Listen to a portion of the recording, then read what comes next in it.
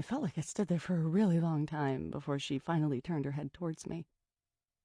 She had wire-rimmed glasses on, something I hadn't noticed earlier.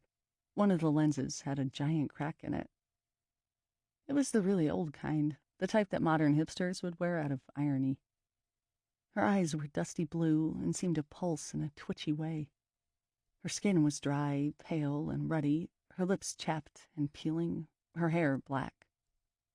The dress she wore was as plain-looking as she was and looked like something out of the turn of the century. That realization alone brought a fling of apprehension across my chest. She was non-threatening if she was alive. Dead? That was always a different story. "Who are you?" I asked. I tried to sound authoritative and confident, but given we were about the same age and she was taller, I didn't know if I had a lot of clout. "Mary," she said simply. "He switched the markers on you." "Who did?" "What's your name?" she asked. Her voice was clipped, reminded me of the way high society types talked in classic films. "Perry," I said. "I knew that," she said. "It's a funny name for a girl. I prefer Madeline." "What are you doing here? Are you visiting?" "I live here," she said, looking back at the ocean. I looked down at her hands. They looked like they were caked in blood. The rain was falling steadily on us, but they weren't diluting the red mess on her hands. I took a step backward. She didn't notice. I tried to keep focused, keep calm, act like all of this wasn't a big deal at all. "Who switched the markers?" I asked again. "John did." "Who is he?" "He's my friend. He was my friend." "Do you both live on the island?" She looked at me and smiled. Her teeth were yellow and a few bottom teeth were gone. "We both live here. We are here to help people, do the work of the Lord." And then it clicked.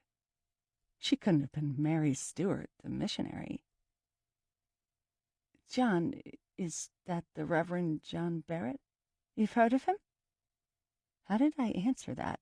"Yes, I've heard of both of you, in a book that was written 100 years after your death." I swallowed hard. The fear was pricking at my skin and at the back of my head. Maybe I was crazy. It didn't matter how many times I had seen the impossible still wasn't acceptable.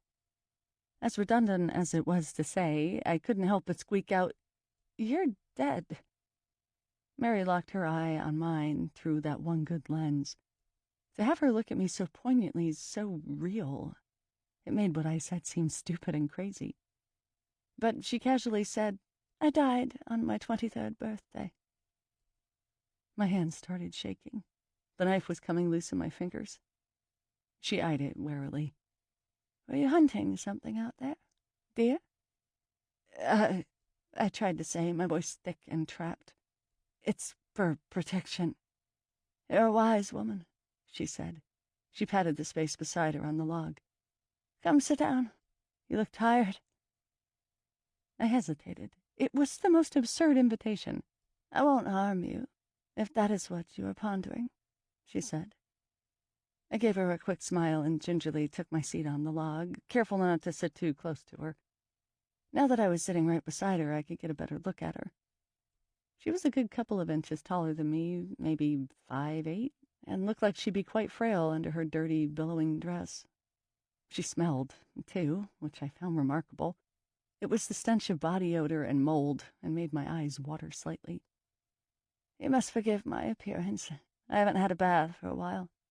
Sometimes the bog seems more dirty than clean." Being beside her, being able to see the dirty pores on her face, the rusted frames of her glasses, and the wide, large white forehead with a smattering of freckles, there was no way I was talking to a dead person. It just didn't make any sense. I know what I had seen in the lighthouse, what happened with old Roddy, but I still questioned things. Maybe my mind made up some of it. How could a ghost, someone dead, be as solid and physical as she was? Before I knew what I was doing, I was pointing at her shoulder, ready to jab her. "What are you doing?" she asked, eyeing my finger suspiciously. I paused. How do I explain that I wanted to make sure she was real and not a figment of my imagination? "Just wanted to make sure you were real," I said uneasily. I slowly pressed my finger into her shoulder. The material of the dress was scratchy and wet. Her shoulder underneath was bony. I hoped she wasn't an actual rotting skeleton, but she was as solid as the log we were sitting on. I withdrew my hand. She followed it with her eyes. "That's peculiar. Why wouldn't I be real?" she asked, looking worried. "You said you were dead, and sometimes I think I see things." A strange look came over her face. "What kind of things do you see?" I wasn't sure where to start with that one. Plus, it was still entirely possible that I was talking to myself here. "I see ghosts. Like me, I guess." I didn't mean to come across so blasé about it. "John would tell me I saw things, too.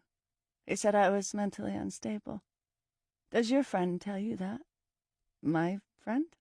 "The man you were with. He's the reason why John switched the markers on you. He's jealous. He was jealous of San, and he'll be jealous of your friend." Whoa. My head started to spin. I leaned forward on my elbows and held my head in my hands, trying to regain equilibrium. I focused on the ground, focused on Mary's feet beside me. She was barefoot. Her feet were cut open, oozing blood and white fluid. I quickly shut my eyes at the sight. She put her hand on my shoulder, and I jumped. "Are you feeling ill? It's the pneumonia. It killed most of them in the end. I'm sure it got San, too." I slowly straightened up and blinked at the mist that was flying into my face. It was getting darker out, and the wind was picking up again, moving parts of the offshore fog around. I could occasionally see the round gray lumps of the unit rocks in the distance. It was much easier for me to sit here and think about the weather. Finally, I had to say to her, "You died of pneumonia 8 months after you arrived here." She laughed, a sharp little giggle, not unlike the ones I had heard earlier. "I did not. That's what John told everyone. I was alive. Maybe not well, but alive. He kept me hidden for years.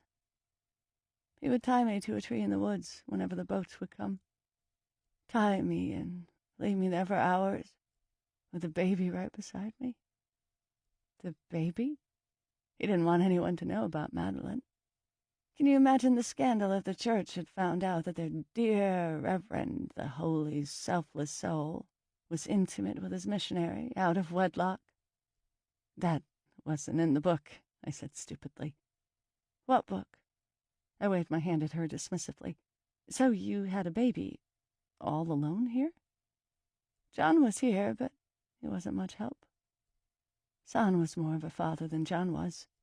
They both loved Madeline, though, more than they loved me." "Who is San?" "San was my lover. He was a leper. He was the healthiest, youngest, and smartest Chinese you'd ever meet. If it wasn't for San at the beginning, I probably would have died. I took care of him, and he took care of me. Then he took care of Madeline."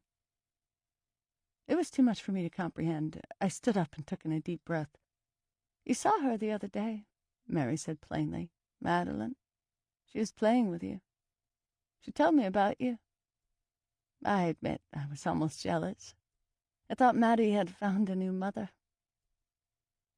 She ran into the ocean. I thought she drowned. I tried to save her. I tried to save her, too." "Your daughter drowned?" "They killed both of us." "Who are they?" I asked, feeling the horrors slink through my veins.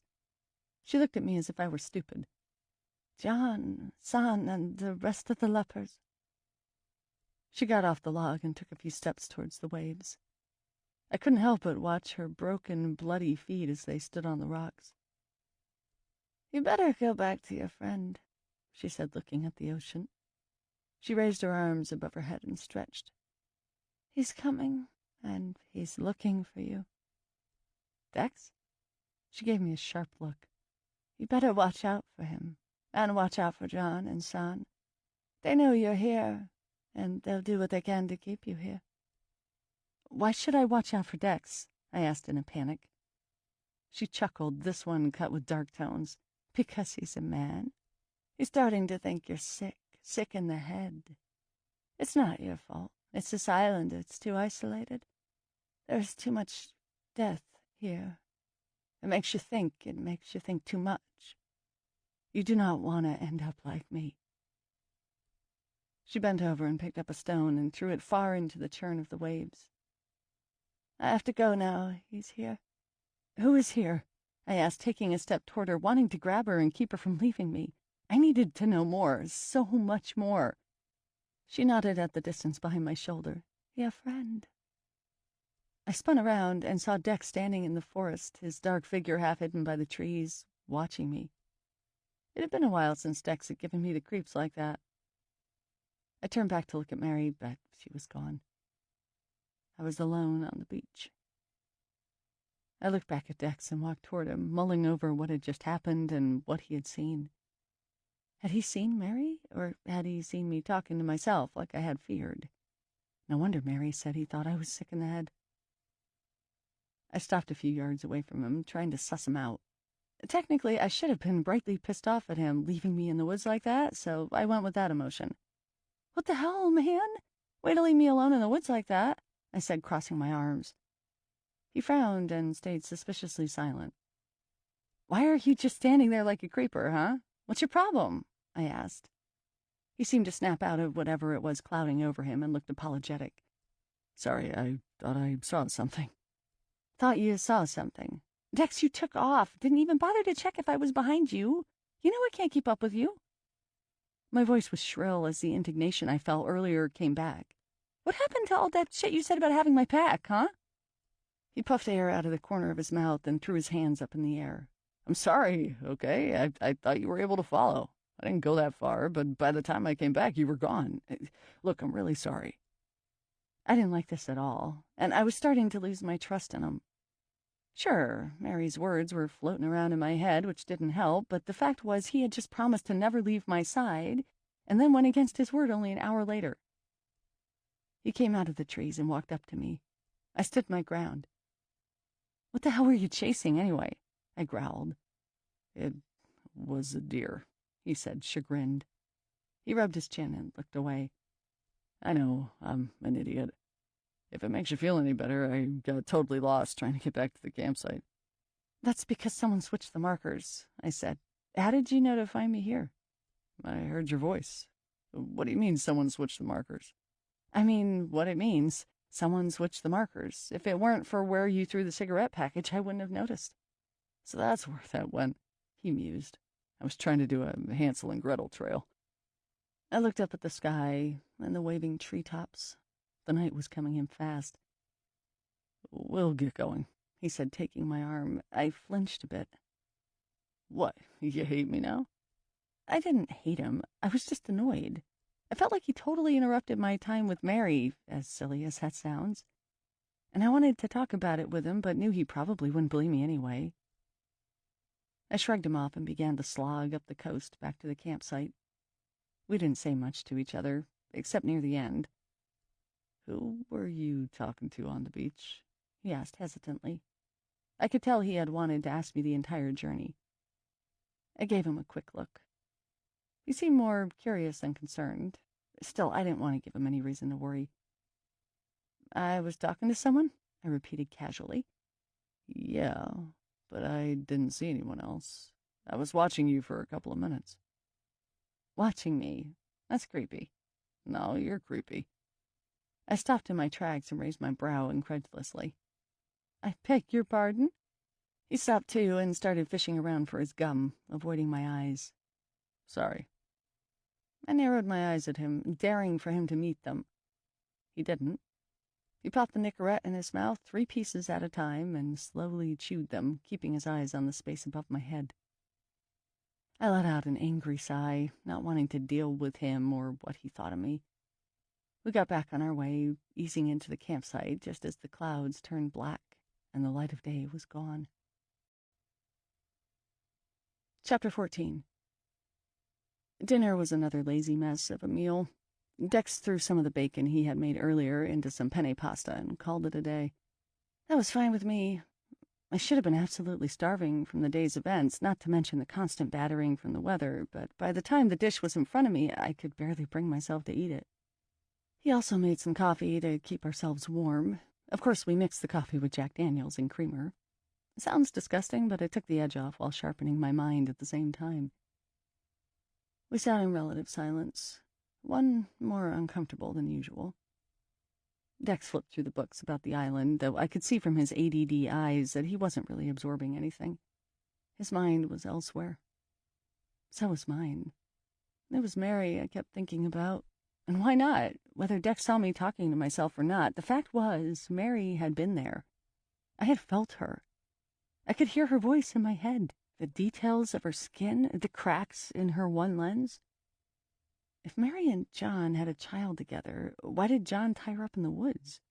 Sure, I could understand the scandal, but so would Mary. Why would John do something like that to the mother of his child? Then again, Mary had called him her friend, not her boyfriend or husband or partner. There was so much more to this that I needed to know. Especially if John and this San person were here on the island. If John could switch markers around, couldn't he harm me or Dex? If he was as solid as Mary and really meant to keep us here, what could we do to stop him? He could be watching us right now, hidden in the shadows of the trees, away from the light of our lantern. A shiver violently rocked my body at the thought. "What's wrong?" Dex asked quietly. He had put the book down and was looking at me intently. "Can't seem to get warm," I mumbled, pulling my jacket in tighter around me. I had changed 2 times already, and it just seemed to be a revolving closet of dampness. "No, what's really wrong?" he asked, his tone serious. "You look scared to death." Did I? I shrugged, trying to play it off. "That's nothing new." "What aren't you telling me?" "What aren't you telling me?" I turned it around. He leaned forward across the table and clasped his hands. Fire burned somewhere behind his pupils. "What do you want to know?" I pursed my lips and thought about it. What did I want to know? How did I explain a feeling? "I want to know what you're thinking about me. I feel like you're making all these assumptions about me in your head. It's like you're afraid to talk to me about them." "I feel the same way." I gave him a look. Come on. He leaned back and took a straight shot of Jack Daniels out of the bottle. "Maybe we should play Truth or Dare again." "Maybe you'd just give me the truth. You saw me talking to myself on the beach, and now you think I'm nuts. Is that it?" "That's part of it. Also the fact that you rushed into the ocean this morning to save a little girl who wasn't there." "Fine, then I'm nuts. That should be the least of your concerns." He squinted at me, thinking. "I care about you. I care about you an awful lot." His voice was gentle and sincere. His words made my heart thump, made a rush of pins and needles appear at my fingertips. He reached out and grabbed my hand. I watched him wide-eyed. "And because I care about you, I don't... Like I said earlier, I'm worried about what this island is doing to you." "It's not about me. It's about you, too. There are people here sabotaging us, right?" "Flipping markers, slashing the Zodiac?" "Sure." "You don't believe that. You know something that I don't, and it's driving me crazy." He squeezed my hand hard till I felt the blood run out. "Ow!" I squeaked and tried to take my hand away from his. He held on and leaned even further forward, his head blocking the light of the lantern. "What are you hiding from me?" he whispered, his dark eyes roaming all over my face in crazed search for answers. "Who were you talking to? What did you see?" I wanted to tell him. I wanted to let him know about Mary and what she said, but I was too afraid. I couldn't let him in. I felt like it was my secret and one he wouldn't understand even if he let himself believe it. I don't know why I was seeing these things and he wasn't, but without him seeing Mary and Madeline himself, I just couldn't trust what he was going to do with the information. "Please, just tell me what you're thinking, Perry. What is going on in that head of yours?" He reached over and tenderly caressed my head with his other hand. It felt nice, but it wasn't nice enough. Funny how things had changed. It was only a month or 2 ago that I had met Dex for the first time and had asked him the exact same things about himself. My eyes felt dead. I gave him the corresponding look. "I'm cold. I think I'm turning in." I yanked my hand out from his and started to get up. He actually looked hurt and frightened. It only lasted a second, but it was enough for me to see. A twinge of guilt flashed on my conscience, but I brushed it aside. He was a big boy. Time for him to wonder about some things for a change. "Perry," he called after me as I rounded the table. "We are leaving first thing in the morning." Good luck with that, I thought, and got in the tent. I didn't bother brushing my teeth or taking off my makeup. I just wanted to go straight into the bed and put the day behind me. I quickly changed into my pajamas, which were thankfully still quite dry, and attempted to get in my sleeping bag. It was wet, soaked through with dampness. "Ah!" I cried out. I had spread it out hoping it would have dried, but I guess being put in the sleeping bag earlier when I was soaking wet was too much for it. Dex poked his head in the tent, bringing the lantern inside with him. "What's wrong?" "The sleeping bag is soaked." I felt deflated. Now what? Was I going to sleep on the picnic table? "Get in my sleeping bag," he said, coming in and zipping the tent shut behind him. "Where are you going to sleep then?" "In my sleeping bag?" he asked, putting the lantern down and taking off his jacket. "It's big enough for two." Amazingly, the idea of sharing a sleeping bag with Dex sounded like a terrible idea. There was a weird distance between us that I wanted to keep. I didn't want to be up close and personal with him. I didn't want to cave in. He started to take off his pants. I wasn't sure what to do. I looked away. "Oh, geez, kiddo. When did you become such a prude?" he joked. I looked back at him. He was already in his pajama pants and slipping a shirt over his head. "We'll be warmer this way anyway. I think it's going to get really cold tonight, and you've had a rough day." I nodded absently and made my way into his sleeping bag. Once I was all settled in, he crawled over, grinning. "What's so funny?" I asked, already feeling the shivers from the cold. He was right about that, at least. "You're funny," he said, coming in beside me. The sleeping bag was barely big enough for two. We definitely couldn't both lie on our backs beside each other. So he climbed on top of me, propped up on his elbows on either side of my shoulders. I thought I was going to die from awkwardness. He was literally on top of me, holding the side of my face in his hands, grinning at me with that stretched Joker smile of his, only inches away from my face. He smelled like minty gum and smoke. "Relax," he whispered. "You're as stiff as a board." No, I thought, you're as stiff as a board. Which was true. I could feel that against my legs. I almost laughed at the thought. It was enough for a smile to creep on my lips. "There you go," he said lazily. He brought his face closer to mine. "Getting warmer?" "Don't you think this is a little inappropriate?" I asked, my words coming out like poured concrete. He raised his brow, lowered his voice. "Would you rather be in a wet sleeping bag? Because you can trade inappropriateness for that." "You are such a tease," I whispered, wishing he would stop looking at me like he was, all languidly, like a sun-soaked lizard or a playful cat. "Takes one to know one," he shot back. "That's mature." His smile started to fade. I don't think it was over what I said. His expression became more serious. He brushed the hair off my forehead with his hand, slowly bringing it across, grazing my skin. I wondered if he could feel my heart against his. It was pounding away like a marching band. I had to stay strong. I didn't know what his game was, but I couldn't let myself give in to it. "Good night, Dex," I said, sounding more throatily than I had hoped.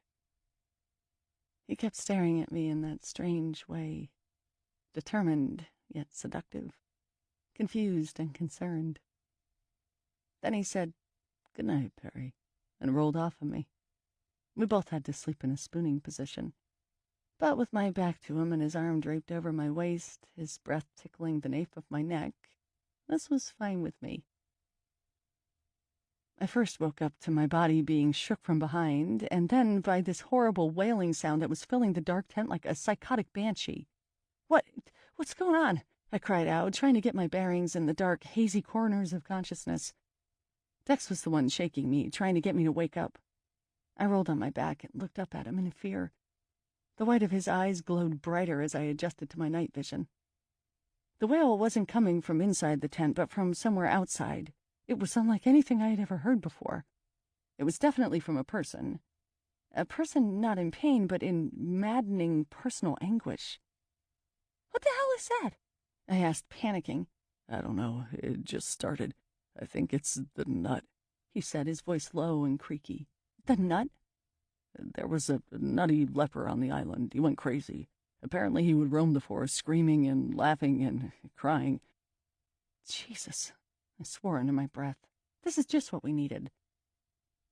"We have to get this on film," he said as he unzipped the sleeping bag in a hurry and climbed out, fumbling across the tent for the Super 8. "What? No!"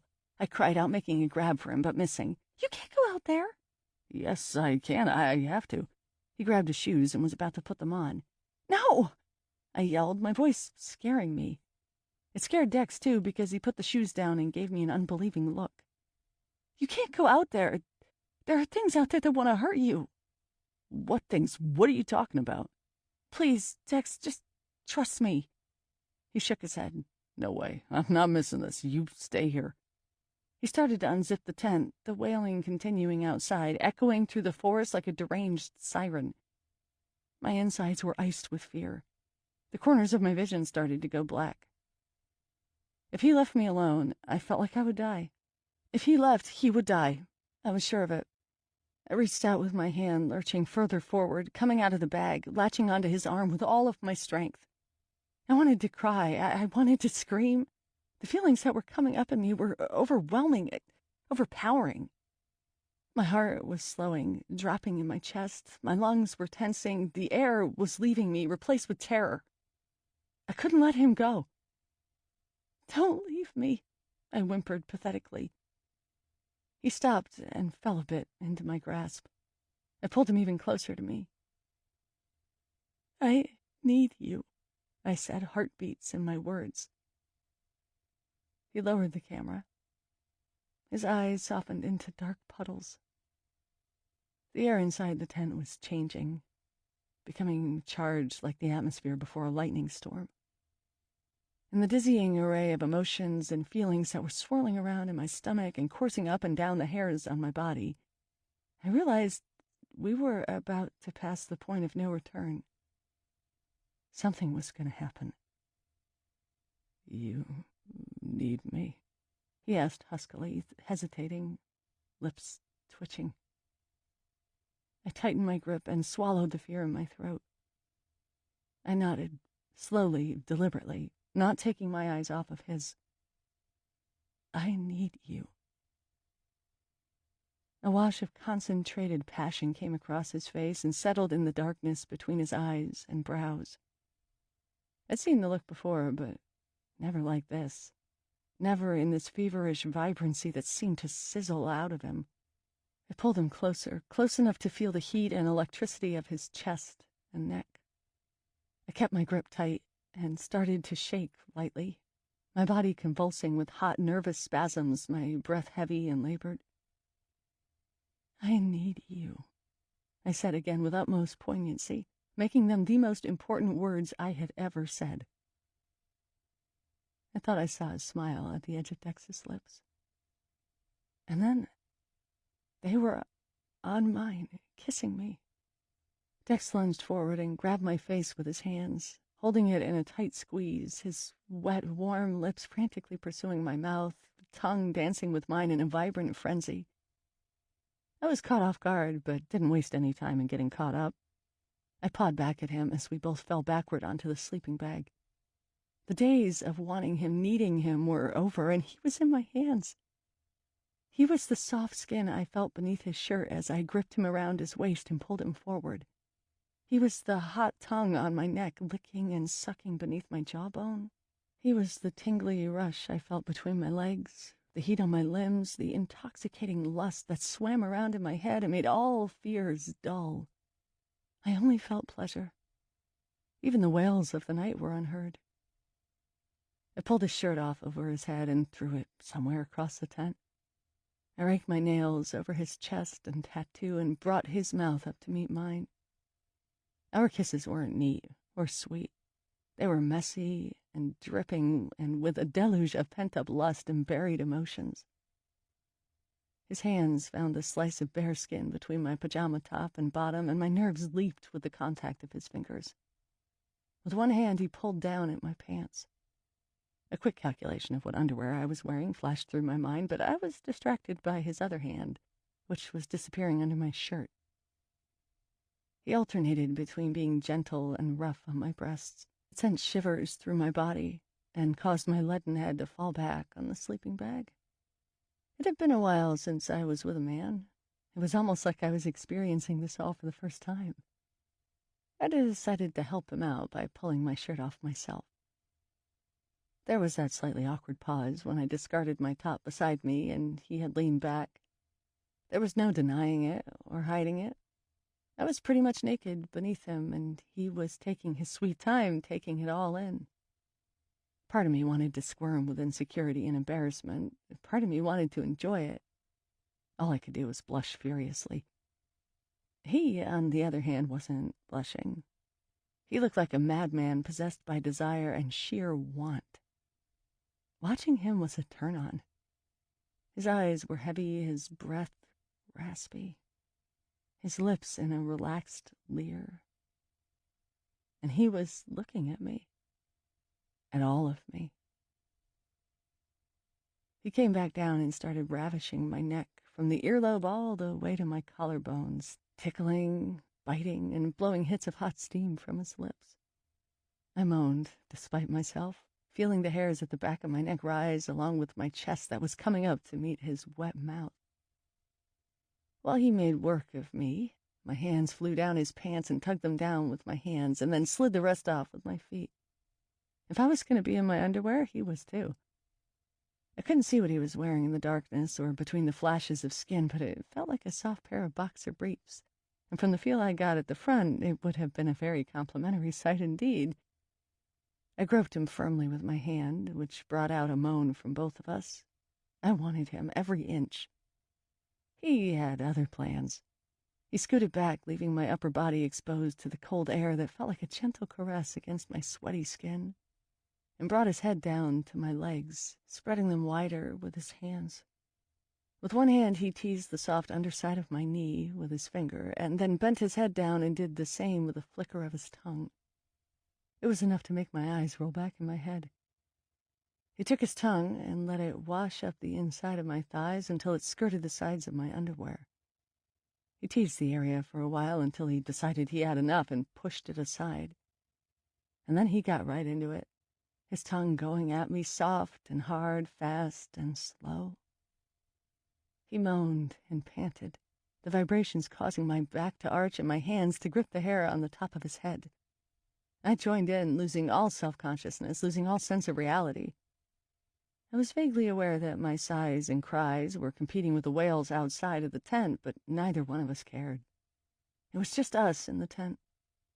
It was all we needed, all that mattered.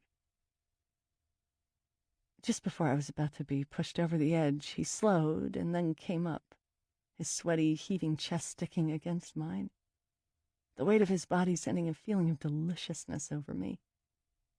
He brought his hands down and brought a few fingers inside, while holding back my hair with the other hand, tugging on it roughly.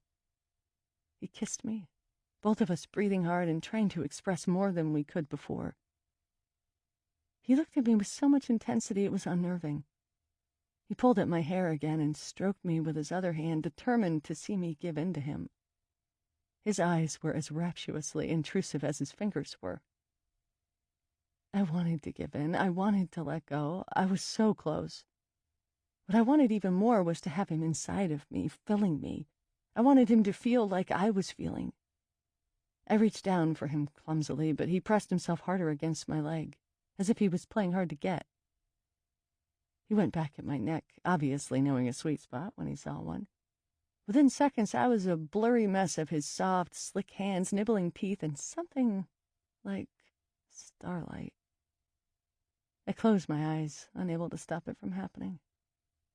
My world was blown wide open.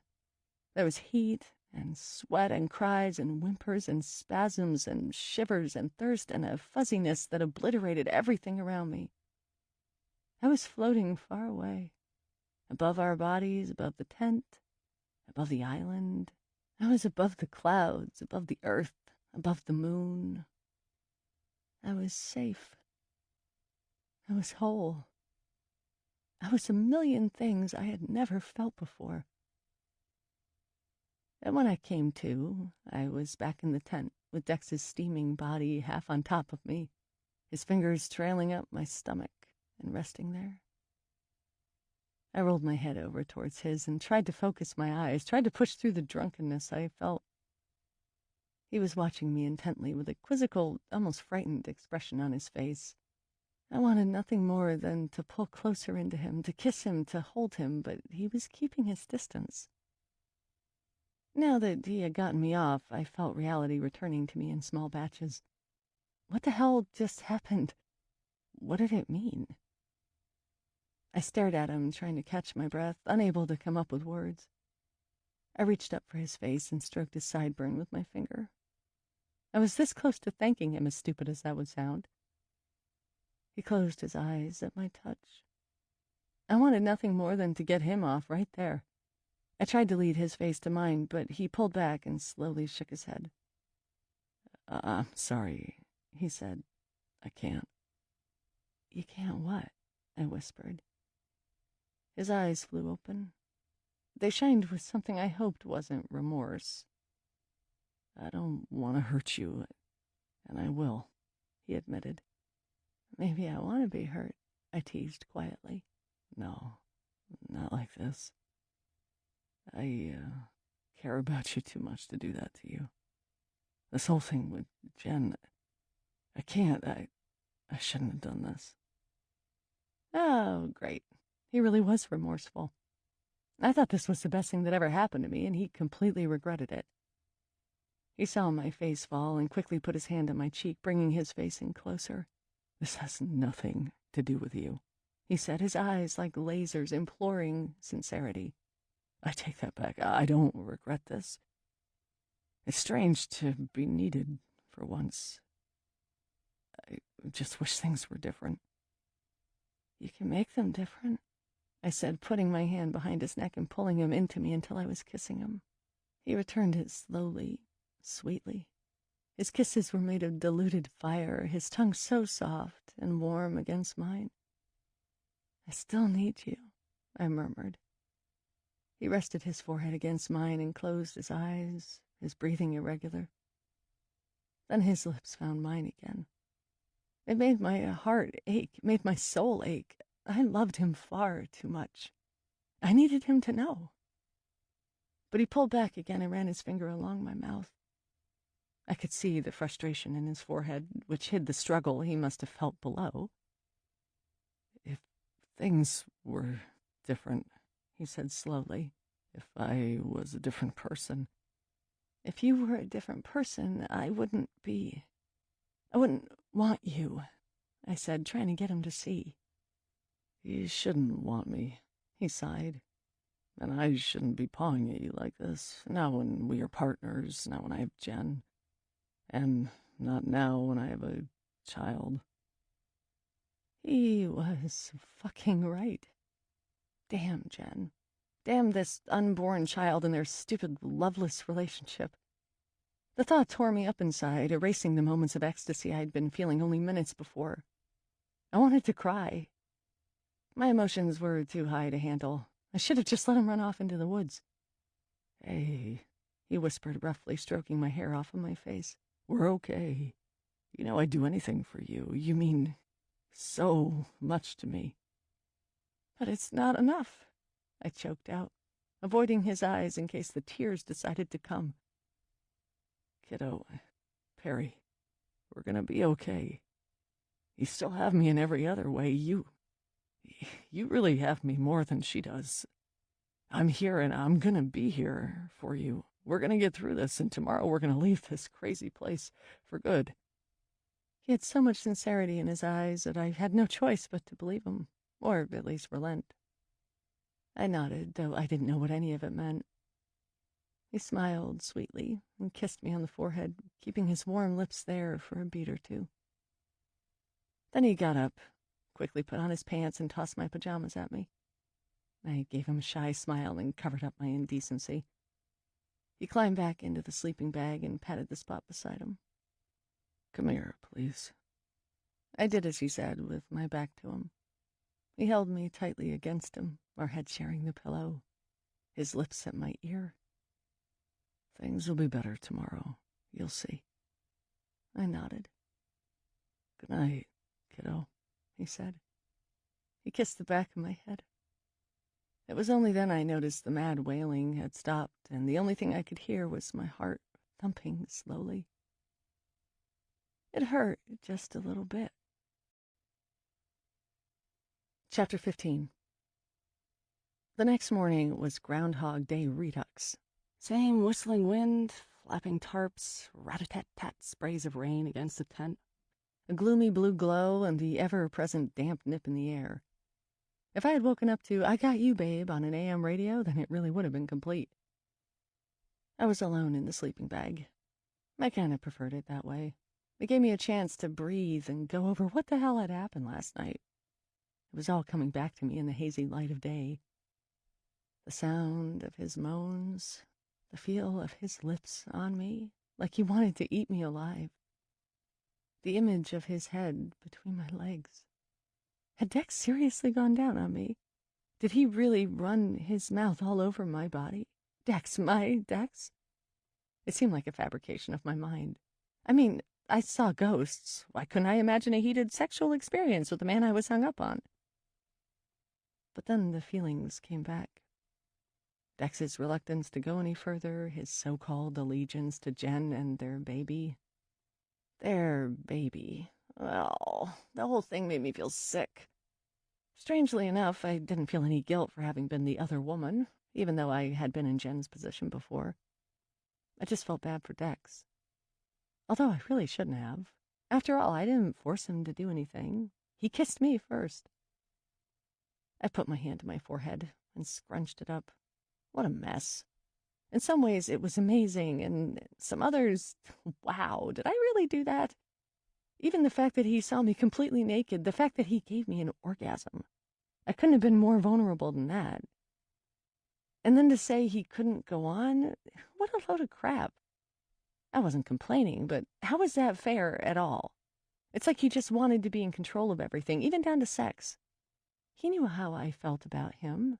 Sure, I'm the one who got off in the end, but he wanted that to happen. He got at me. He won. And I was unable to get him. Suddenly, I was less embarrassed and more ticked off. It was a more manageable and face-saving emotion, anyway. It was like he used me in the most backward way possible. All he did was bring my emotions and feelings for him to an absolute boil and then walk away clean, as if he didn't do anything wrong. Walk away back to his stupid hot girlfriend and love child. Okay, now I was mad. I shoved down my clothes, which were still damp since I had officially run out of anything clean, and headed out into the storm. Dex was nowhere around the tent or picnic table. A quick glance at the beach told me he wasn't there either. Unless he really was asking for it and decided to go on a walk somewhere, the only other place he could be was the shitter. The weather was the exact same as it was yesterday. In fact, in some ways, the fog seemed thicker and the waves were steeper, angrier. They seemed to call to me to echo my mood, which was rapidly going sour. The damp clothing and the overall feeling of grossness didn't help either. I had decided that I should probably make some coffee, since he hadn't seemed to do that either, when I felt a presence watching me.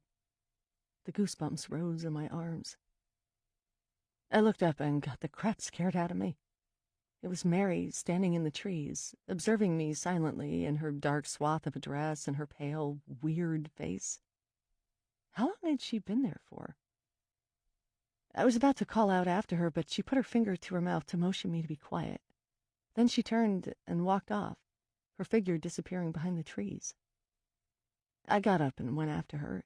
I knew it wasn't right for me to leave the campsite without telling Dex first, but I really didn't care what he thought at this point. Mary held the answers.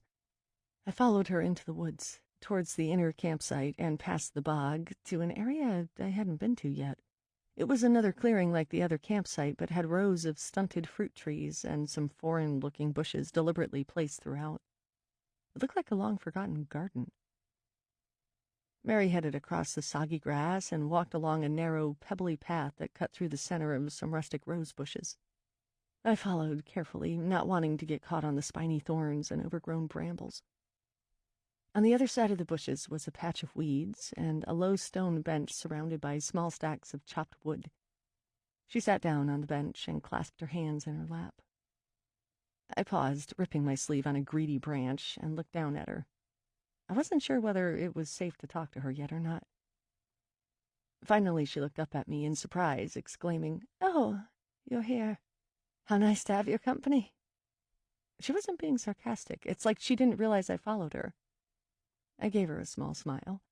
"Where are we?" "This is my rose garden in the orchard. I had brought the seeds with me from California. I thought the flowers would cheer the poor souls up." "Did it?" She shook her head. "It was a waste of money to come here. A waste of life." "Money?" I repeated. I remembered the bit in the book that mentioned the rumors of how the Reverend paid the Canadian government to let him and Mary come here. "You paid them to let you come. Why?" "John did. He paid them so he could be alone with me. My mentor, my Reverend. He was more sweet on me than he was on the Lord. He brought me here to be alone, away from the church and everyone else. He knew I had no one else, that I would do whatever he said." I knew what I wanted to ask next, but I wasn't sure how to say it. "Did you love John? Did you want to have a child?" Mary started picking at her hands, peeling off dead skin in long, scaly layers and flicking them on the grass below. I tried to hide my grimace. "I loved John, yes, but not in that way. It was sinful. Perhaps I would have if I was given the chance. But I wasn't. He brought me here. He had his way with me. And then I was with child. I think the child was all he wanted. I know I didn't want it. Oh, geez. Mary was raped by the very person she trusted. I felt increasingly bad for the mousy woman with her twitchy eyes and sad complexion. "I'm sorry," I said. "It's kind of you to say that," she said, "but it doesn't change anything. I was stupid and naive. He had me by the scruff of my neck, and we both knew it. Then, of course, I found San. That was wrong, too, I knew that. But what did it matter? I was already having a child out of wedlock. I was already on the wrong side of the Lord." "Why are you telling me all of this?" I asked. I didn't mean to, it just sort of slipped out. She took a quick glance at me before diverting her attention back to her hands. "I don't have many other people to talk to." "What about your daughter?" "She's 3 years old, and she's dead." "So are you." "She's dead to me. There is a difference. How could I love something like Maddie when all she did was bring me pain and bring me death?" I took in a deep breath. I didn't like where the conversation was going. "Yesterday you said that people here could harm me and Dex." "When was yesterday? Who is Dex?" "Dex, the man I am with." "Your husband?" "No." I didn't want to embellish. She shrugged. "Forgive me, I forget details. You trust this man?" I nodded. She shook her head. "No, you don't. He had his way with you, too." I ignored that. She obviously had no idea what she was talking about. I took a step toward her. She eyed me up and down, her delicate frame tensing. "Mary," I reasoned. "Mary, Dex and I seem to be in a bit of a predicament, and we were hoping you could help us out." "We? He doesn't know about me. You haven't told him." "No, you're right, I haven't." "This is because you're unable to trust him." Who was she, a ghost shrink? "If you tell him about me, it's only going to make him angry," she continued. "And when he gets angry, you'll be in a lot of trouble. More trouble than you are in now, believe me." Why would he be angry?" "He doesn't like secrets, and he's jealous of you."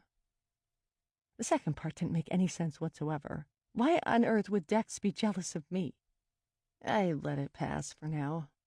I crossed my arms and said, "Tell me more about this trouble we are in." She shrugged again and started to hum a song to herself in a lilting tune. "Mary?" I repeated. She looked at me and smiled brightly. "Oh, you again. So glad you could join me." Oh, my God. She was a fucking nutter. Maybe she was the loon roaming the forest last night. "I'm really grateful you were talking to me," she said in her sing-songy voice. "No one ever stops and chats with me. I can't remember the last time someone acknowledged my existence. You must be a special person, Perry." "I've heard that before," I scoffed. "That's why he's jealous of you. Right now he's out there walking up the beach looking for you and cursing you.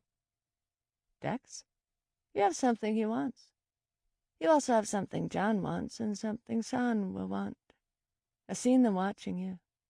You can see them if you look harder." The hairs on the back of my neck tickled unpleasantly. "What does Dex want?" "You'll have to ask him that." I sighed, trying to compose myself. My brain felt sluggish and lazy, too lazy to really understand what was going on. "What do John and San want? Did they slash the Zodiac? Are there other people on the island?" Mary started to sing to herself again. "Mary!" I yelled, exasperated, and reached for her. I shook her bony shoulder, feeling the bones crack and crush underneath my hand. I gasped and recoiled in horror. She looked down at her collapsed shoulder with all the breeziness in the world. "They won't be so easy to break. The sea, it does peculiar things to your bones." I wanted to tell her that I was sorry, but I couldn't form the words. I felt like vomiting. "Look," I said, sucking the feeling down. "I know this is a strange situation and all, for me anyway. I mean, I think I might actually be mental. Maybe you're not real at all. Maybe this whole place isn't real. But still, if you could somehow help me out in any way, help me get off this island, I'd really appreciate it." She laughed. "I can't leave this island. What makes you think you can?" "Because I'm not dead." "You will be soon," she said simply, her little girl voice gone. The frankness cut me to the core. "Will you help me, Mary?" I tried. "Can you just tell John and this San person to leave us alone, to let us leave? We don't have anything to do with whatever this all is. As soon as the weather clears, we will be out of here. We will never come back." "I can't. I hope I never see them again.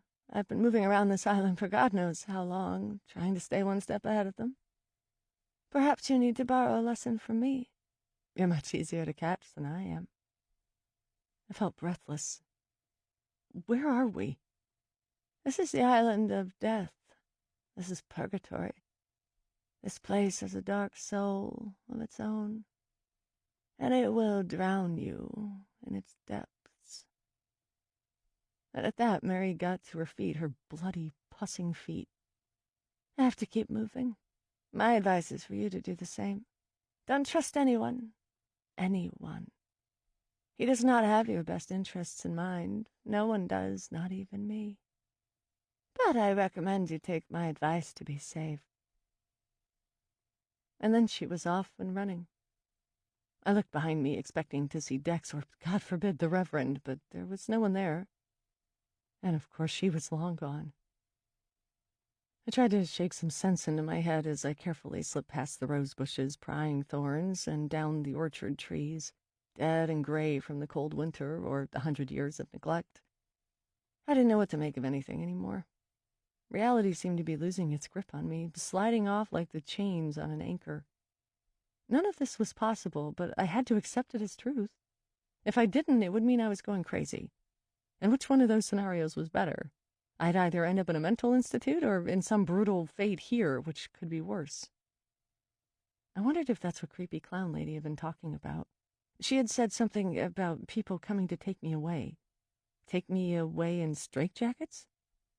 Take me away to the loony bin? I had been treating Dex like the enemy in this regard, but maybe he had the total right to worry about me. He couldn't see the things I could. Not all of them, anyway. If only I could actually see creepy clown lady here, then maybe I could get some real answers. It's funny how she brought an utmost sense of fear in the base of my being, yet if I saw her creeping around in the trees in her ridiculous taffeta gown, I'd almost be comforted. It would be another tie to that world I knew before this place. This place was taking over day by day, hour by hour. Even Dex was becoming something else to me, something foreign. I thought about that long and hard as I made my way through the brush back to the tent, hoping that maybe she would materialize if I thought about her long enough. She didn't. Dex did, though. The minute I stepped onto the path, he came booking it out of the campsite towards me. "Where the fuck did you go?" he yelled at me. He looked like hell. He almost had a full-on beard going. His eyes were bloodshot, and the space under his eyes looked like half-moon plums. "I went for a walk," I said, and tried to walk past him. He grabbed my arm sharply and yanked me towards him. His eyes were crazy. "Bullshit." I looked down at his rough grasp, trying to stifle my own anger and avoid a massive blowout. "It's none of your business," I snapped. I knew that was going to set him off. I probably should have said something else. He was taken aback and, for a moment, speechless. "Where were you when I woke up?" I asked. "In the bathroom," he said through gritted teeth. "What's wrong with you?" I questioned. He cocked his head and loosened his grip on me. He smiled sarcastically. "What's wrong with me? Shit, Perry, that's rich. You're the one who flips out whenever I leave you alone. What around all that bullshit about you needing me, then? You don't think it's not the other way around?" I snorted. "No, I don't. And maybe it was just bullshit anyway. You should know all about that. You're an expert at it." "Now you're just being a bitch." I glared at him. We all have to be experts at something. He rolled his eyes and took in a deep breath. He was trying to keep his temper in check. I could see it strained across his face. He put his other hand on my shoulder and gave it a lighter, nicer squeeze. In my head, I had the image and feel of Mary's bones shattering under my own grasp. The disgust showed up on my face. Dex noticed my expression and looked correspondingly uneasy. "What's happening to us?" "What happened? Well, we ended up getting stuck on this goddamn island, first of all. You know what this is? It's purgatory. Come on now. I am serious. This place is death. And that's why we're going to see if maybe we can get the Zodiac going. I have some ideas." "What if it doesn't work? Why hasn't anyone come for us? I mean, we were supposed to be back yesterday. There's this storm. Why hasn't the Coast Guard shown up? Doesn't Zach want his boat back? Wouldn't he have reported us?" I started blathering on like a woman on the verge of a nervous breakdown. Dex abruptly pulled away from me, suddenly apprehensive. "What?" I asked. He took in a deep breath again. I knew I was not going to like what I was about to hear. I told Zach we were staying an extra couple days. They won't expect us back until tomorrow." I was floored, stunned, unable to process, did not compute. "Tomorrow?" I managed to say. "But tomorrow's my birthday." "I know it is. I figured since you don't have a job, it wouldn't matter if we stayed here a while longer, to get some real good shots. And tomorrow is my birthday!" I shrieked, my arms flying out to my sides. "Why the fuck would you think I'd want to spend my birthday on an island with you?" "I didn't think you'd care. I didn't think your family would notice." There was no warning or premeditation over what happened next. I felt myself making a tight, hot fist, felt my arm winding up, and felt the animosity powering my arm through. I punched Dex right in the nose, felt it give under my knuckles as my knuckles themselves erupted in a flurry of fiery pain. Dex screamed and stumbled backward, grabbing his nose in agony, looking at me with wild animal eyes, half afraid, half livid. I grasped my throbbing hand and held on to it tightly, trying not to feel the pain. I had to admit, punching Dex felt better than I thought it would. If I broke my knuckles on his nose, it would have been totally worth it.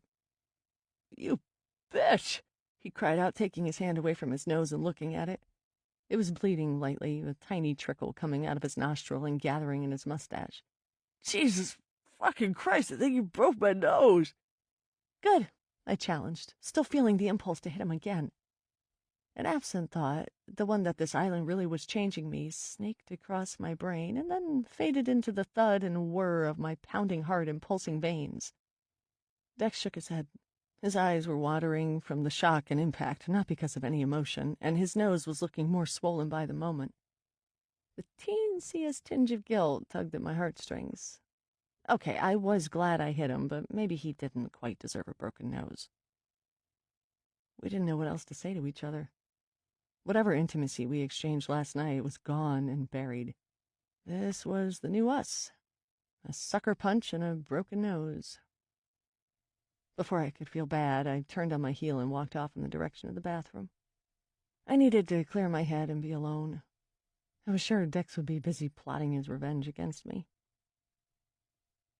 I sat down on the rocks just north of the outhouse for at least an hour, just stewing over what had happened, trying to make sense of everything.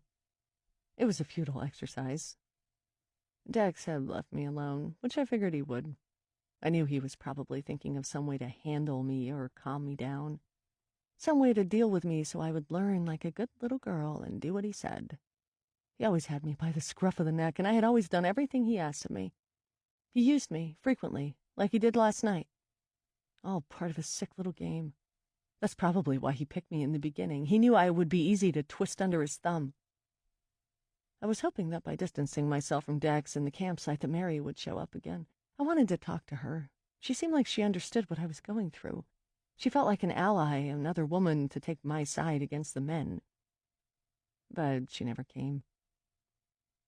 Finally, I decided it was time to go elsewhere. Maybe if I went to the dead heart of the island, she would show up there. She did say she always had to keep moving. I got up and made my way to the center. Only problem was having to walk on the path for a bit, just past the outhouse. I hoped Dex wasn't milling about. And if he was, I hoped he wasn't too angry. Mary had said something about there being trouble when he was enraged.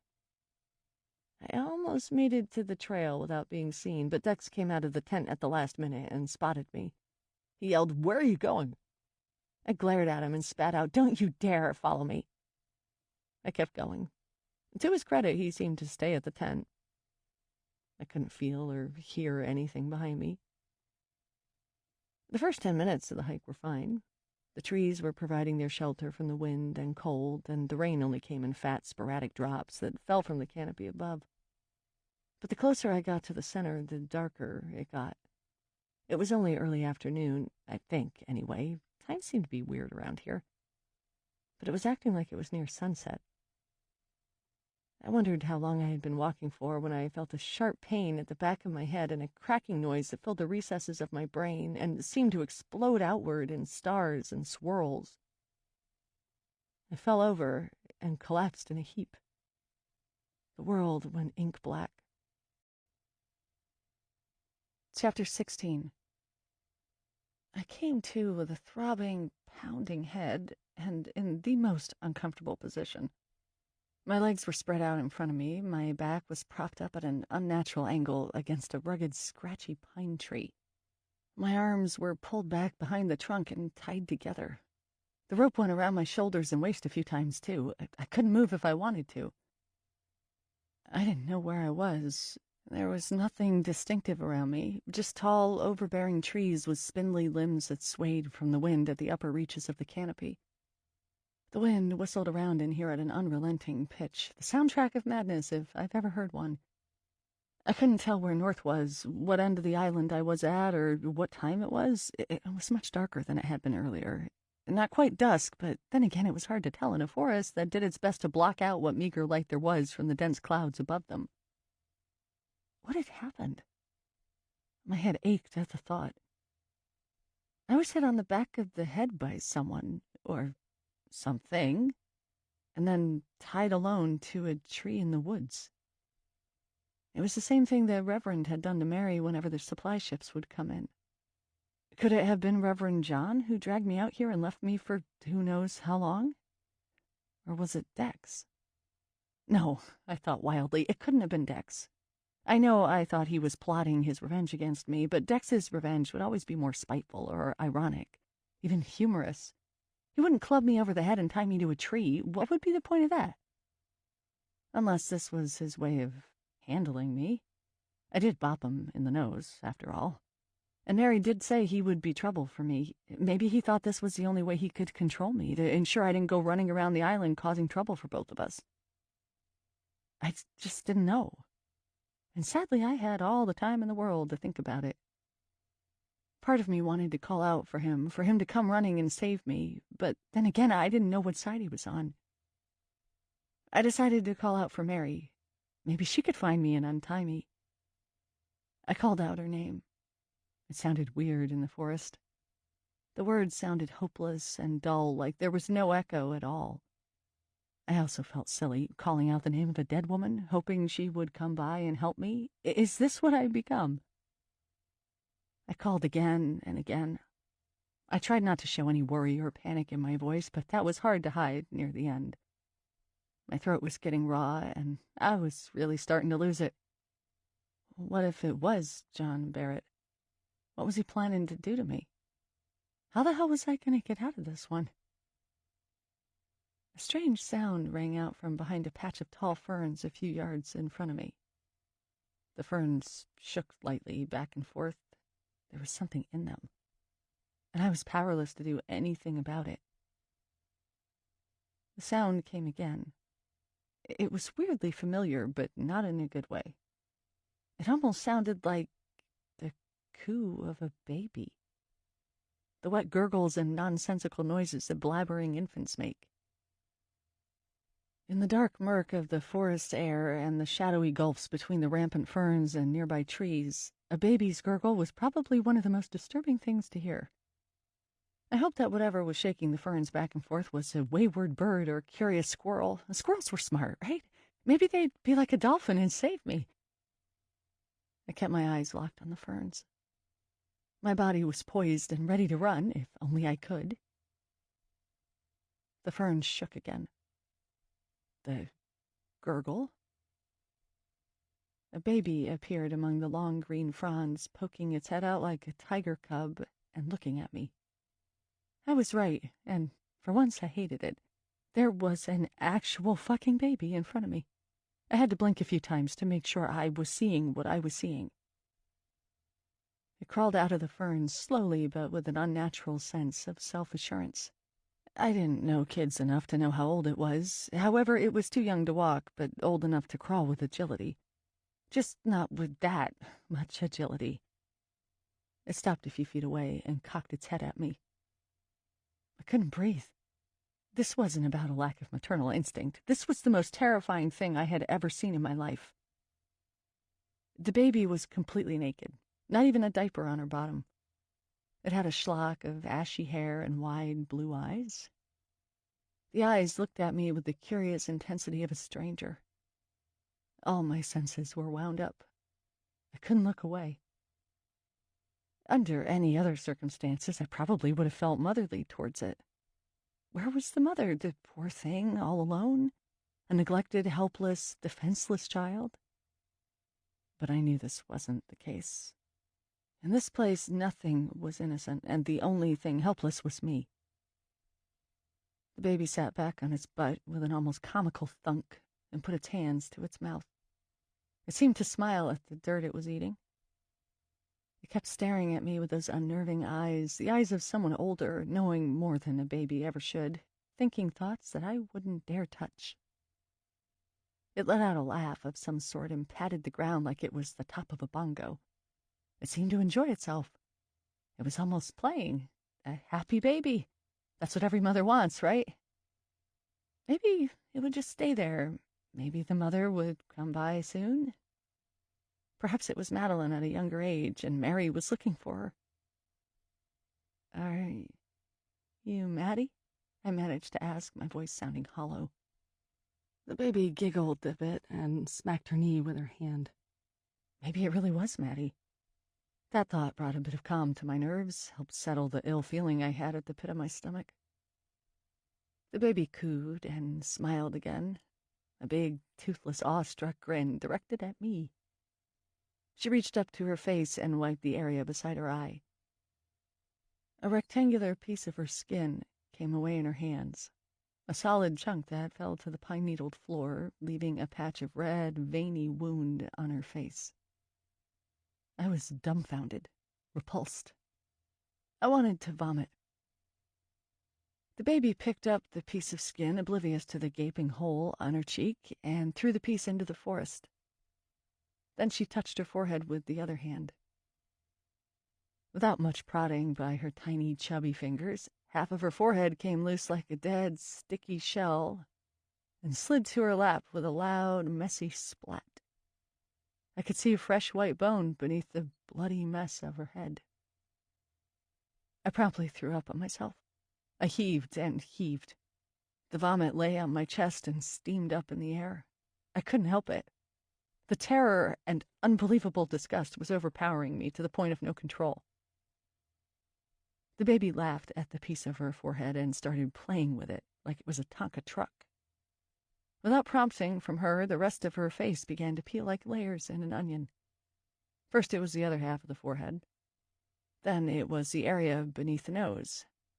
That part just hung above her lip like a red, pulsating mustache. Finally, the lips and jaw went, leaving behind a miniature skeletal jaw that gaped and jostled with her wet gurgles. I closed my eyes tight, trying to keep the sickness down, trying to keep the sight out of my head. I didn't need to see any more. But for as long as my eyes were shut, my body tensed in my unrelenting prayer for this to be over with. The baby still cooed and laughed. I couldn't unhear that. And it was just as scary with my eyes closed than with them open. I peeked and saw the baby back on all fours, crawling towards me. Her face was still half on, the other half was on the ground behind her. The skin on her arms and legs began to slide off of her with each jerky movement, coming off like raw, sliced butcher meat. This can't be happening, I chanted to myself. This can't be real. This can't be happening. This can't be real. I shut my eyes again and hoped that it was a dream. Maybe it was a dream. Maybe I was crazy. If I opened my eyes again, maybe it would be gone. The cooing and noises had stopped. I counted up to 10. 1, 2, 3, 4, 5, 6, 7, 8, 9, 10. I opened my eyes. The baby was right there, paused at my leg, smiling at me. It gingerly touched my calf with its hand and then proceeded to climb up me like I was a jungle gym. Its rotting, putrid, oozing body coming up my leg, half-skeleton face grinning, those wide, socket-rimmed eyes peering into mine with an indescribable intensity. I screamed. I screamed and screamed and screamed until my scream was all I was, coming up through my throat and shooting to the trees. It hurt my own ears. It made my lungs burn. It made my body shake with an otherworldly terror. It made my throat bleed from the inside. I screamed and screamed and screamed inhuman sounds as this inhuman infant placed its bloody, dead baby hands on my arm, trying to ease itself up. It was too much. My eyes rolled back in my head and everything started to fade away. I was so thankful. I could still feel the baby's grip on my arm, though, the little feet that tried to get footing on my wrist like I was a climbing wall. Death couldn't come soon enough for me. Perry. That was my name. It was coming from the outside, from somewhere. I felt the tiny extremities let go, and the weight of the child was gone.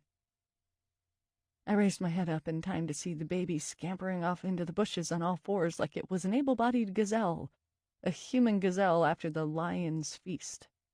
Perry! The voice again. I looked up and saw a tall, foreboding man standing in front of me.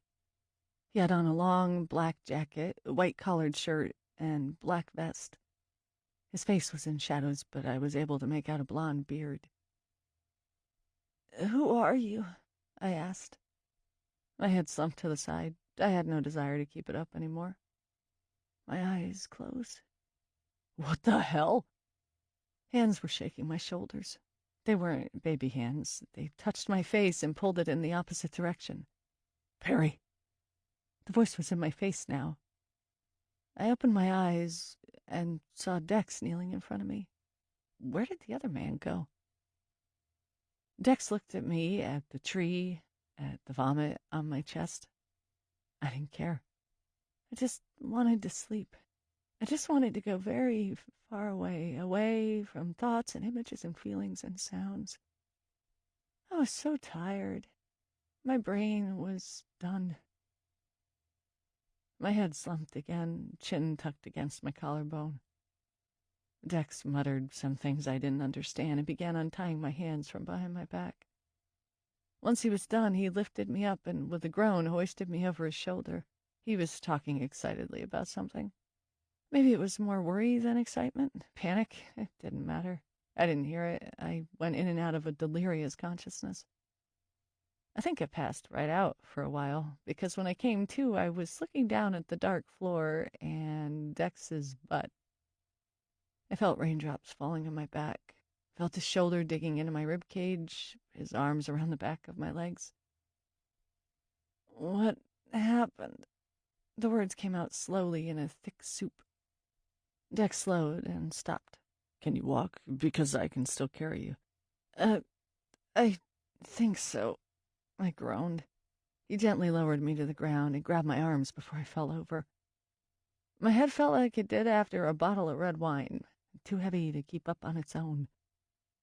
We can talk later. I just want to get us back to the campsite now, he said. He didn't sound good. I raised my head and looked at him. It was almost nightfall, but I could still make out dull shapes and shadows and shades of gray. He didn't look good either. His nose was purple and blue and twice the width as normal. And that's when it all came back to me. This morning, married, the punch, being hit in the head, being tied to the tree, the baby? Oh, God, the baby. Did you hit me on the head? I asked uneasily. He looked shocked. What? Why? Who hit you on the head? I don't know. Someone. You? He didn't know what to make of that. He looked around him. I did too. We were in the glade, the dead heart with the dead trees and the suffocating moss. How did you know where to find me? I asked, trying to cover up the suspicion. I was looking for you and heard you screaming. I narrowed my eyes at him. He ignored it. We have to get back, Perry, he said determinedly. We can't do this here now. I didn't see why being at the campsite was any different, especially since he might be the person I should be afraid of, but the creepy, creaking noises of the dead limbs and the overgrown tangles, which that could hide many deformed and rotted babies, was overkill. I nodded. He kept his hand firmly around my elbow and led me through the glade as quickly as he could. We were almost out of it, where the moss gave way to clean bark and the ferns turned into sprightly, varied salal bushes, when a hissing sound penetrated our eardrums. The family of raccoons appeared suddenly. They headed down the path towards us, their figures dark, ominous lumps against the impending dusk. We both stopped, statues in our tracks. The raccoons kept hissing and kept creeping forward. Though neither of us had a flashlight, their eyes glowed in the dark like luminescent ping-pong balls. I started to calculate how much space was between us and whether we could make a run for it around them when the two biggest raccoons lunged at Dex in a rabid manner, one leaping for his thigh, the other for his chest and face. We both screamed in unison. Dex fell backward from the weight and shock. I could barely see it, but from his cries and their slobbering, violent growls and the sounds of clothes tearing and liquids being expulsed, I knew their intent was to eat him alive. I looked at the other raccoons. They were eyeing me, the glow in my direction. I had a second to react. I turned to the right and made a grab for the nearest tree. I yanked and pulled and twisted the biggest, most accessible branch, all while Dex was screaming and writhing on the ground, trying to fend them off. I pulled until the bark cut my hands and until it gave way with a satisfying snap. I brought it in front of me just in time to see two raccoons making a frantic scramble for me. I whacked it across both of their heads, sending them flying a few feet, landing with a thunk like furry, ravaged golf balls. I bellowed something like a battle cry and ran towards Dex, holding the branch high above my head like some demented warrior, and brought it down on the crazy beasts. They yelped in pain, as did Dex, since I was hitting him too, but they didn't let go. The sound of their teeth furiously making a meal out of his clothing, or him, caused the sickest, deepest panic within my heart. I stepped back and took a proper swing, as I had before, like a golf club. Just another day on the driving range.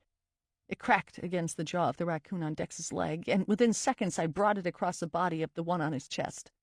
I might have been yelling the whole time. I wasn't sure. It was pure instinct.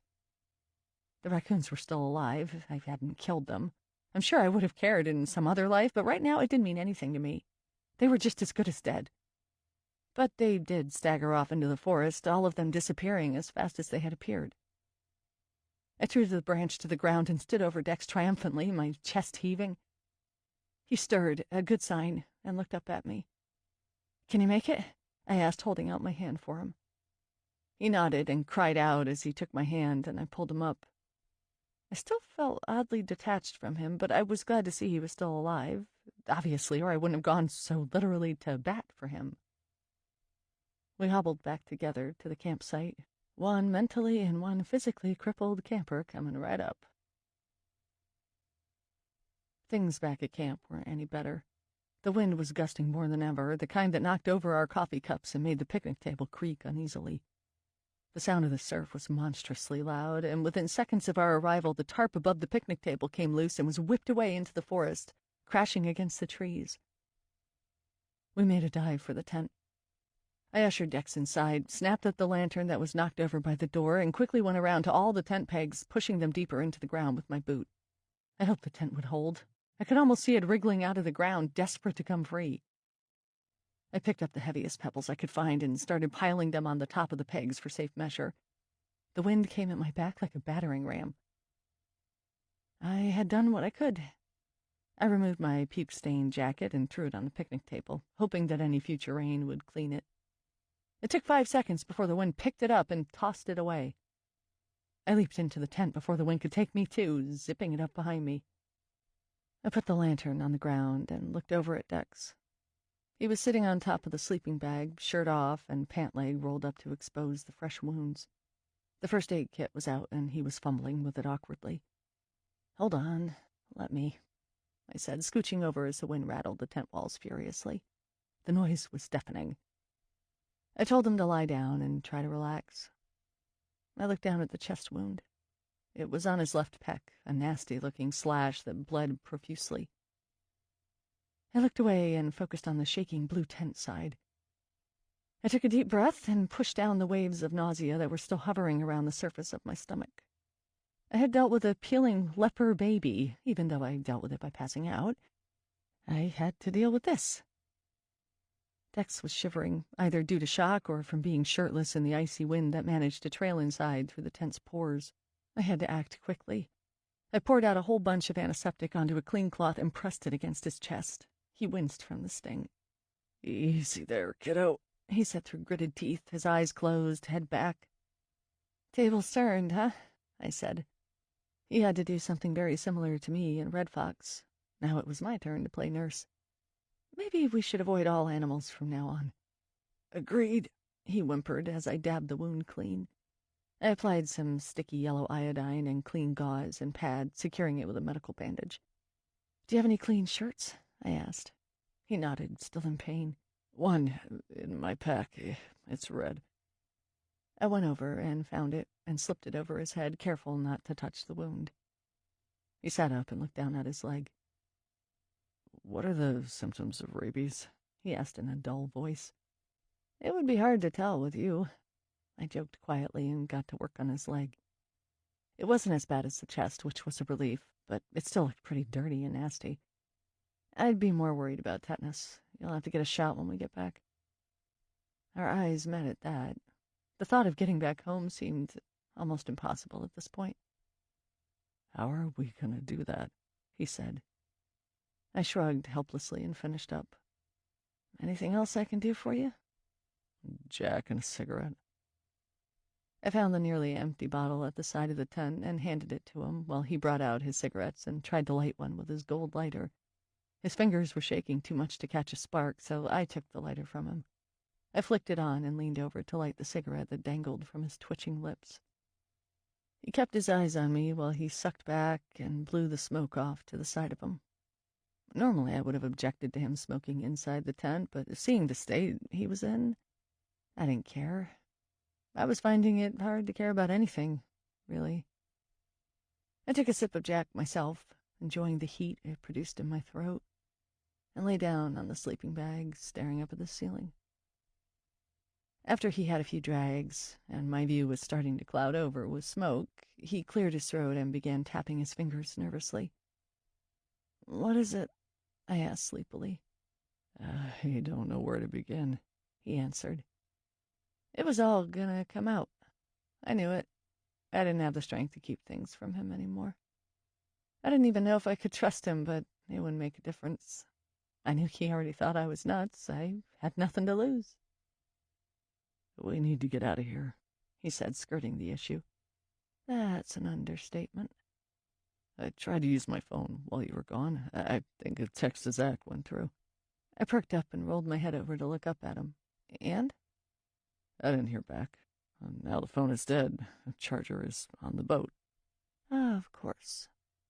So, back to the plan, I muttered, which is nothing. "I would have made a swim for it, but you kind of went missing." "Oh, so it's my fault." "Jesus, Perry." He swore bitterly, flicking ash across the tent. He glared at me. "What is happening to you?" "You tell me. Why was I tied up to a tree?" "I don't know. You tell me." "Well, I don't fucking know. I told you that. I got hit on the back of the head. I don't know who did it. They hit me and tied me up to the tree. I thought it was you." His shoulders slumped slightly and his eyes fell, looking soft in the flickering light of the lantern. "Why would you think I would do that? How could you think that?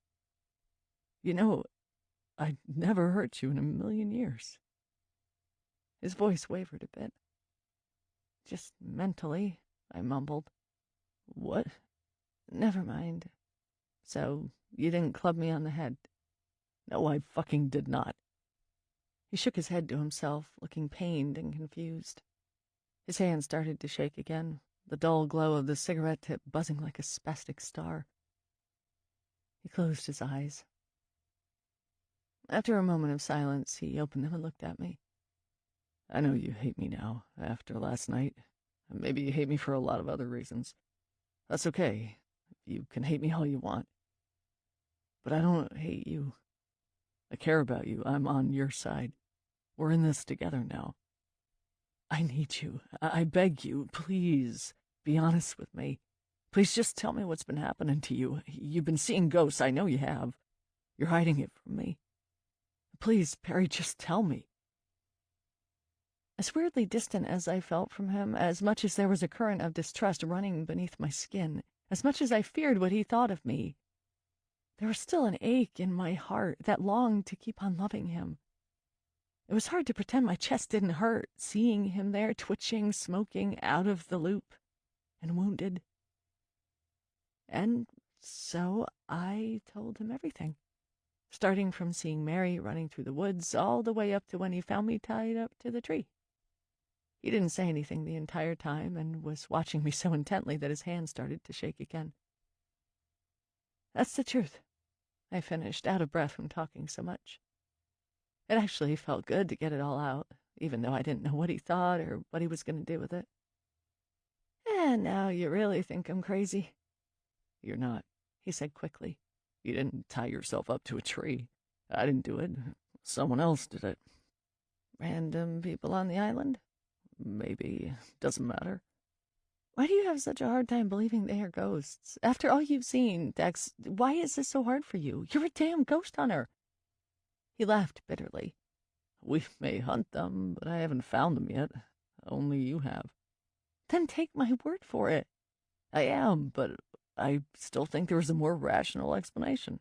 "There are no rational explanations. You won't find them here. Nothing about what has happened to us is rational." "That's because you aren't rational." "What?" Once again, I was utterly flabbergasted by his choice of words and the sneakiness of his attacks on my personal character. Okay, Dex, I'm gonna ask you now what you think is going on. Tell me. I'd love to know what your mighty opinion is. It'll just make you mad, he said, putting the cigarette out on the carton, burning a hole through it. He took out another cigarette, lifted it up to his lips. I tried to formulate what I was going to say without blowing a gasket. Clunk. A solid whacking sound from outside the tent. We eyed each other suspiciously. What is... I started. Clunk, clunk, clunk. I grabbed the lantern. Dex scooped up the Super 8 and a flashlight. I looked at the camera with disdain as I undid the tent. Are you seriously still bothering to film this now?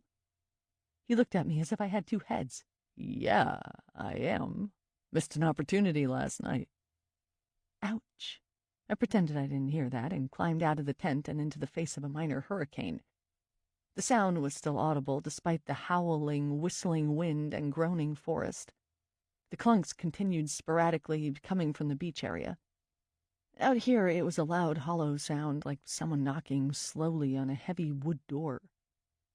I raised the lantern in the direction of the beach, the wind pushing into my chest and flinging my hair wildly around my face.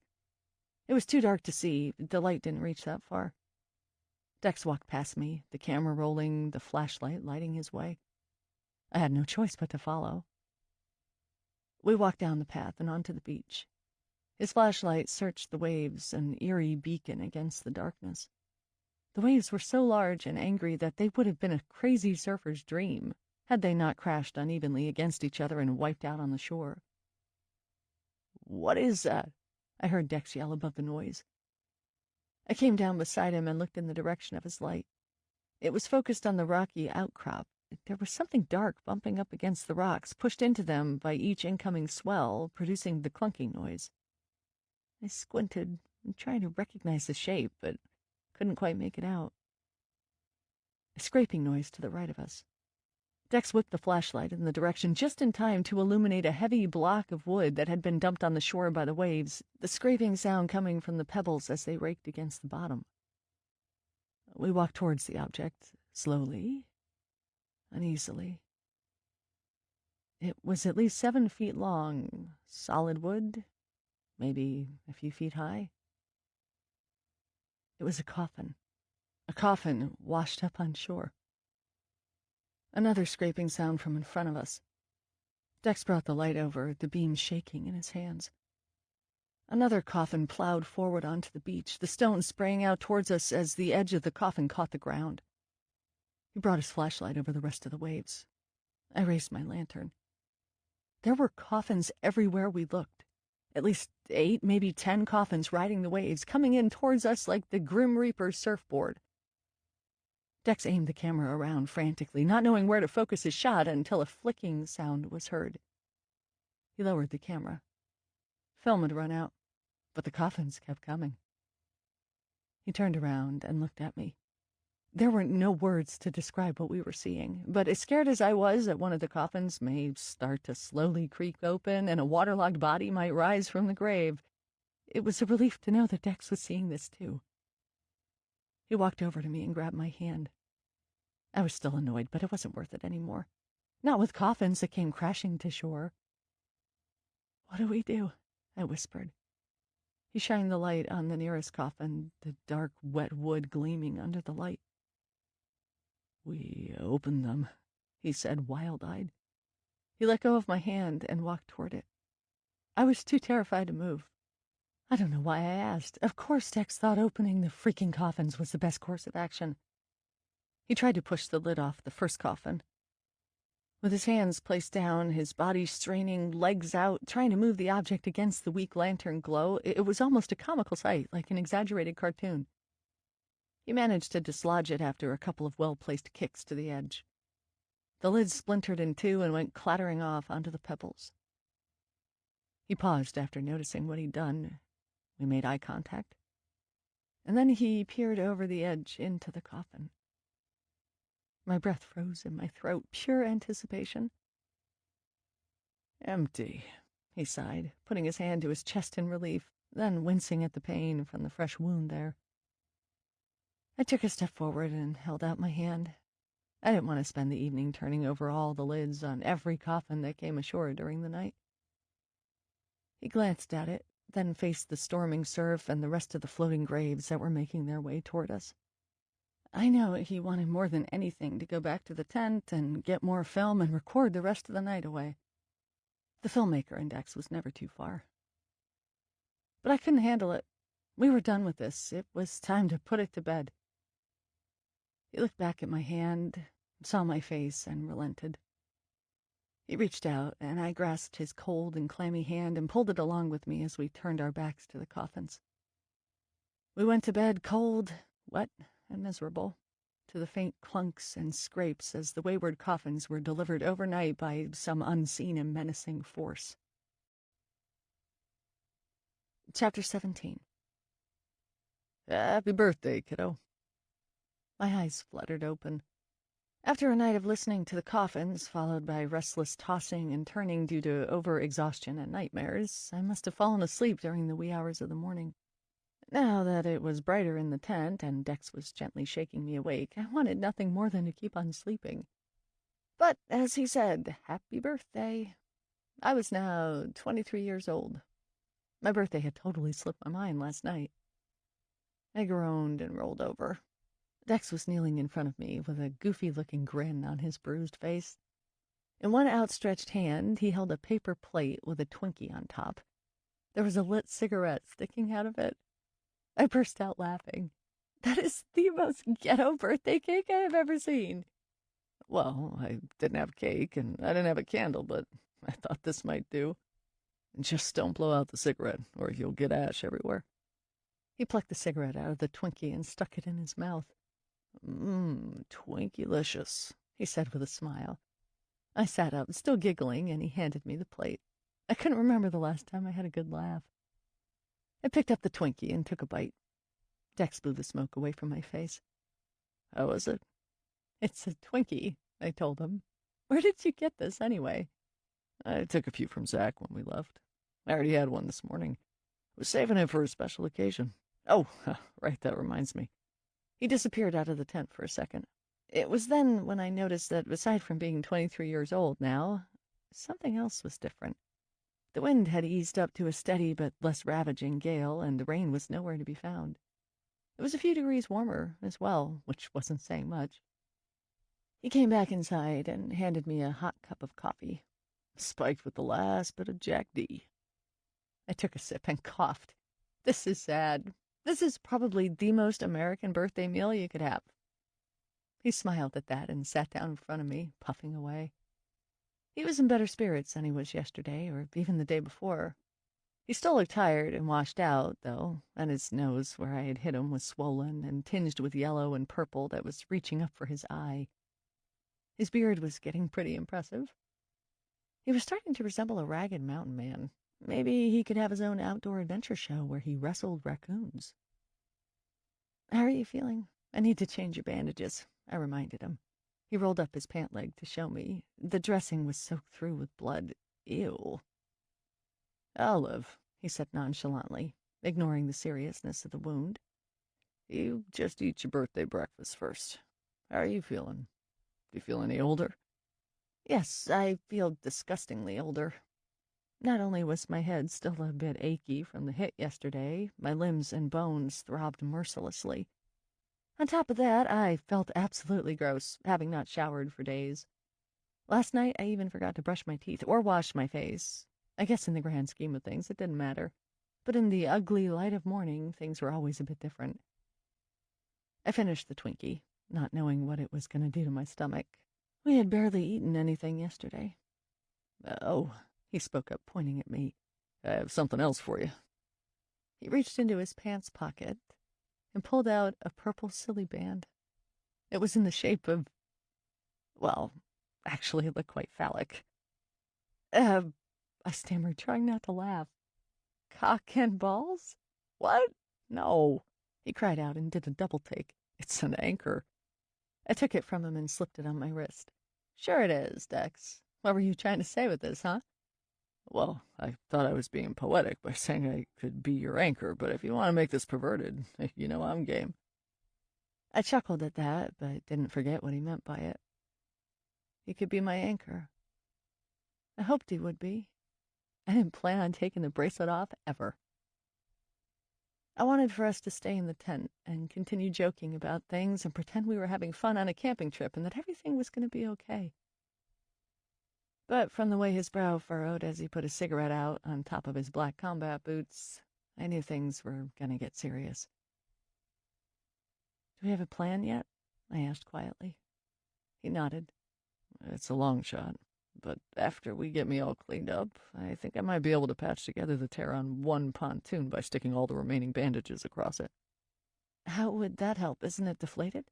"Not all the way. It would be enough to prevent some water from seeping inside. Then we lose the motor, leave it on the beach. We take only what we need from here, just one bag between the both of us. You might have to lose some clothes. I don't know. Go as light as possible. If we're gonna get wet, it's gonna suck. But if we can use the Zodiac as a raft, we should be able to make it to the boat. Use it like a boogie board and kick our way over. The wind has died, the swells aren't too high. If there's only fog, I think we can make it." I pondered over what he was saying. His voice was optimistic, but it still sounded like an extremely desperate attempt. I guess things were getting desperate. I didn't want to spend another minute on this island, and each second I was awake and past the frivolity of my birthday festivities, the reality of what was going on was sinking in fast. Just because everything was fine at the moment didn't mean it would be fine in 5 minutes. Whatever tied me to the tree, whatever was out there and after us, they would come back. "What about the coffins? They floated. Couldn't we carry one across the island and—" "Coffins are gone," he said flatly. "What?" "Go and see for yourself." He nodded at the tent flap. "There isn't a trace of them. Vanished like we never saw them last night." "But," I said cautiously, "you know we saw them, right?" "I know." He sighed, scratching at his beard. "Really wish I could shave this thing right off."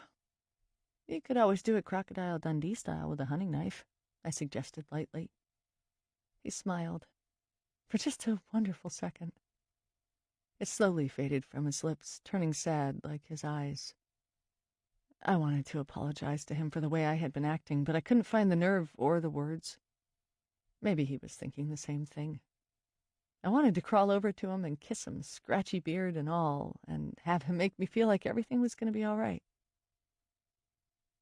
He picked up my backpack that was behind him and tossed it at me. "I'll give you 10 minutes. Get ready and fill half of it with only what you really need to bring. Nothing heavy if you can help it. I'll go clean myself up." He took the first aid kit and exited the tent, leaving me to wonder which clothes and items I was going to have to leave behind.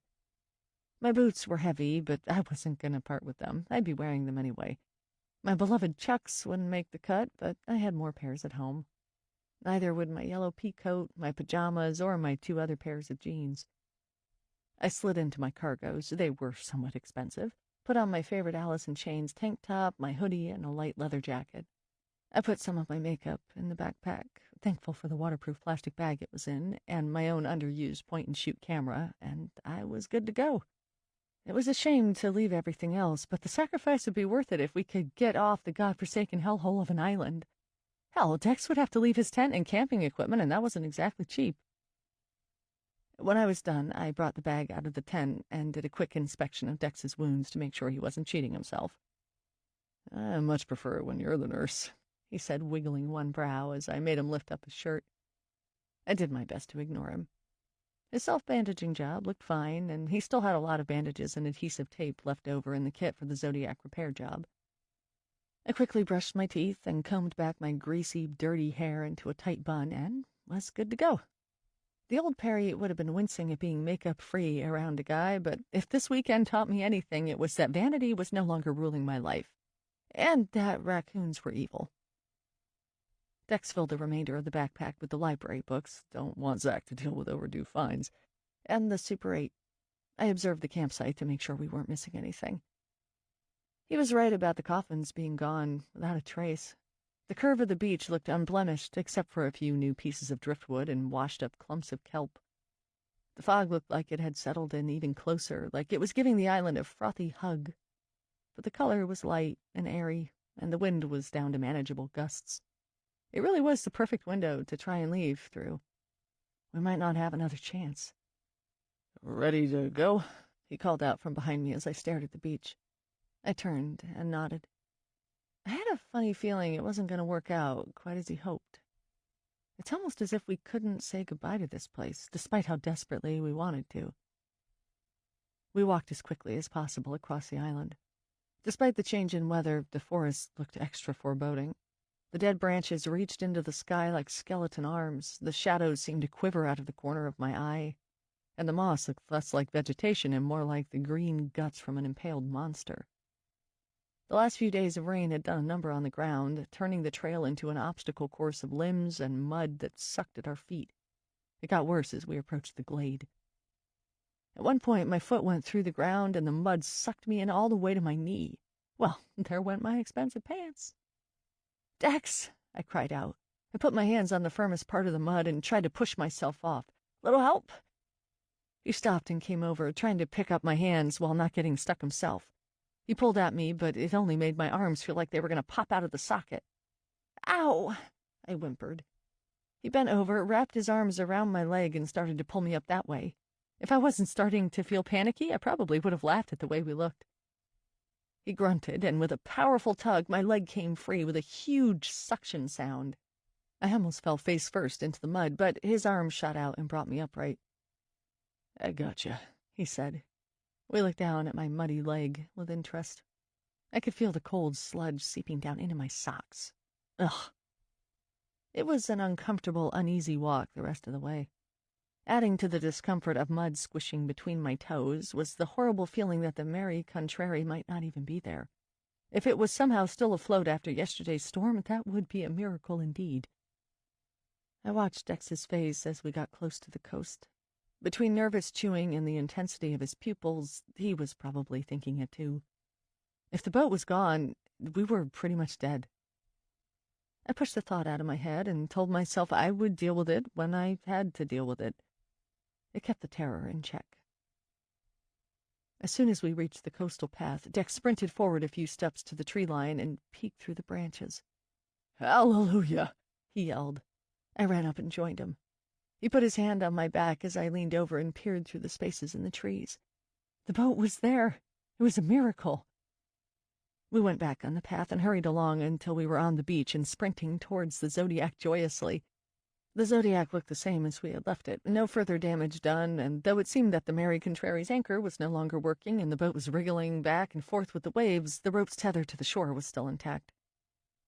We looked at each other, both shining, jubilant smiles. "I think we can do this," Dex exclaimed. "Me too. And I meant it. Maybe it was possible to say goodbye to this nightmare after all." "We're going to make it after all, kiddo," he said as he reached forward and tipped up my chin. His fingers felt warm. I thought maybe he was going to say something else, but we just stared at each other for a few beats, all smiles and unsaid words. "Okay, I'll get started on the Zodiac," he said, letting go of my chin and kneeling down to snap open the first aid kit. "Can you go check on the rope, making sure it's not about to give? If you can tighten it or do another loop around the tree, then do it. We don't want it floating away while we're making a go for it." I told him I could, bringing my eyes up to the cliff top. It didn't seem like it would be that hard to get to, and Dex had done it with ease the other day. "You might want to wash off your leg first," he said, eyeing the mud. "You don't want to slip." That was true. Even though I didn't want my calf and boots to be soaking wet, it was better than the mud. I walked over to the water and tried to catch my muddied leg in the incoming tide. The waves on this side of the island were almost non-existent compared to the east side, which made it seem even more likely that we were going to get our asses out of there. I undid my boot and slipped it off. I reached over into the water to use it as a scooper. As I did so, I saw the reflection of a tall, menacing form standing over me from behind. I gasped and spun around, almost losing my balance in the numbing surf. There was no one there. Dex was busy emptying out the kit and wasn't even paying attention to me. I looked back at the water and cautiously dipped in my boot.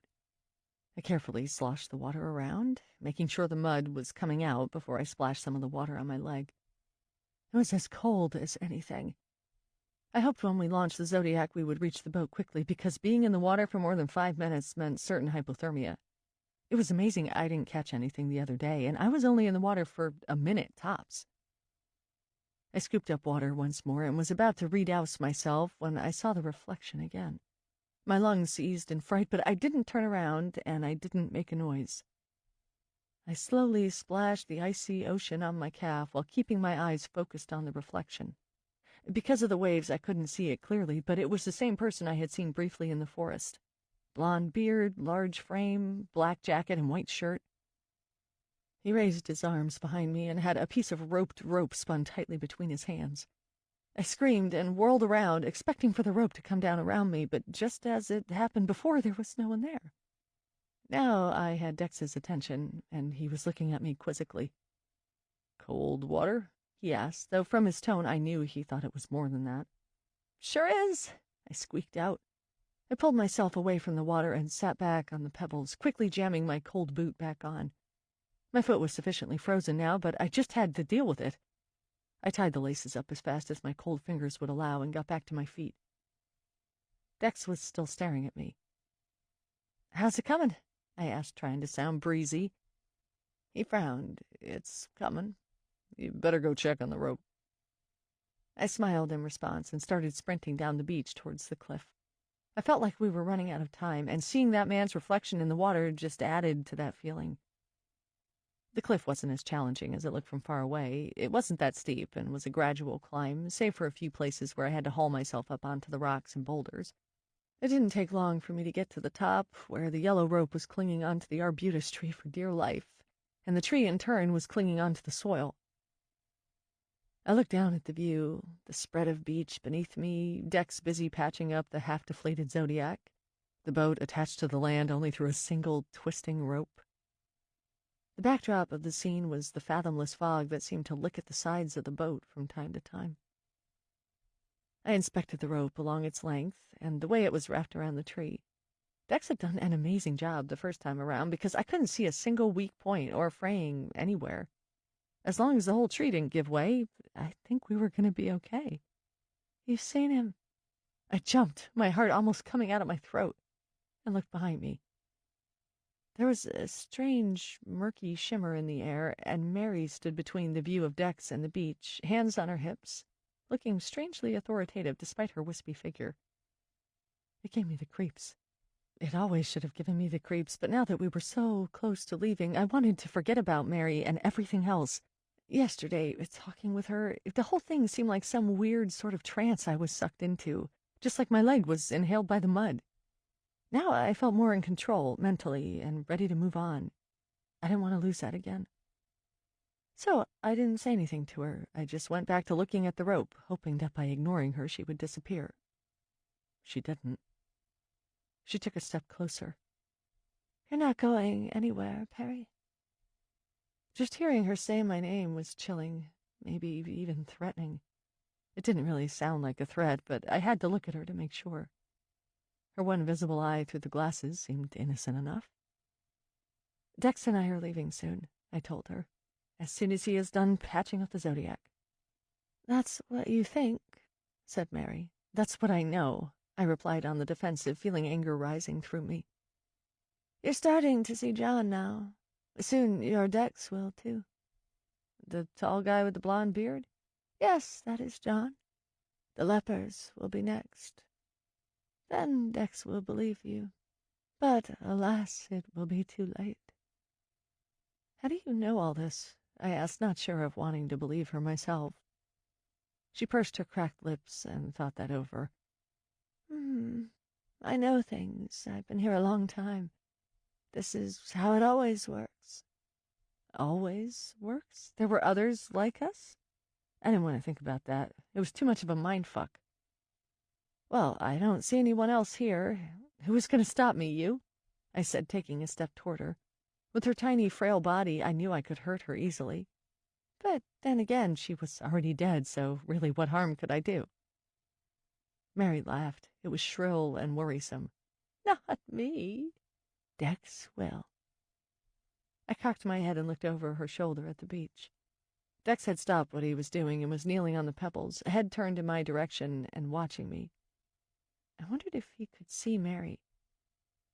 Why on earth would Dex stop us from leaving? "He's going to think of a reason. He may not know the reason right now, but it will come up, and you'll have to go back to the campsite." I shook my head and then stopped, suddenly self-conscious that it might be a one-way show that Dex was witnessing from far away. I decided to play devil's advocate. "All right, then, Mary, say we go back to the campsite. Then what?" "You both will become sufficiently paranoid of each other.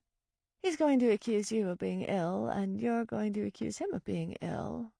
That's when John will appear. Maybe San, too. When you are both alone and at your weakest.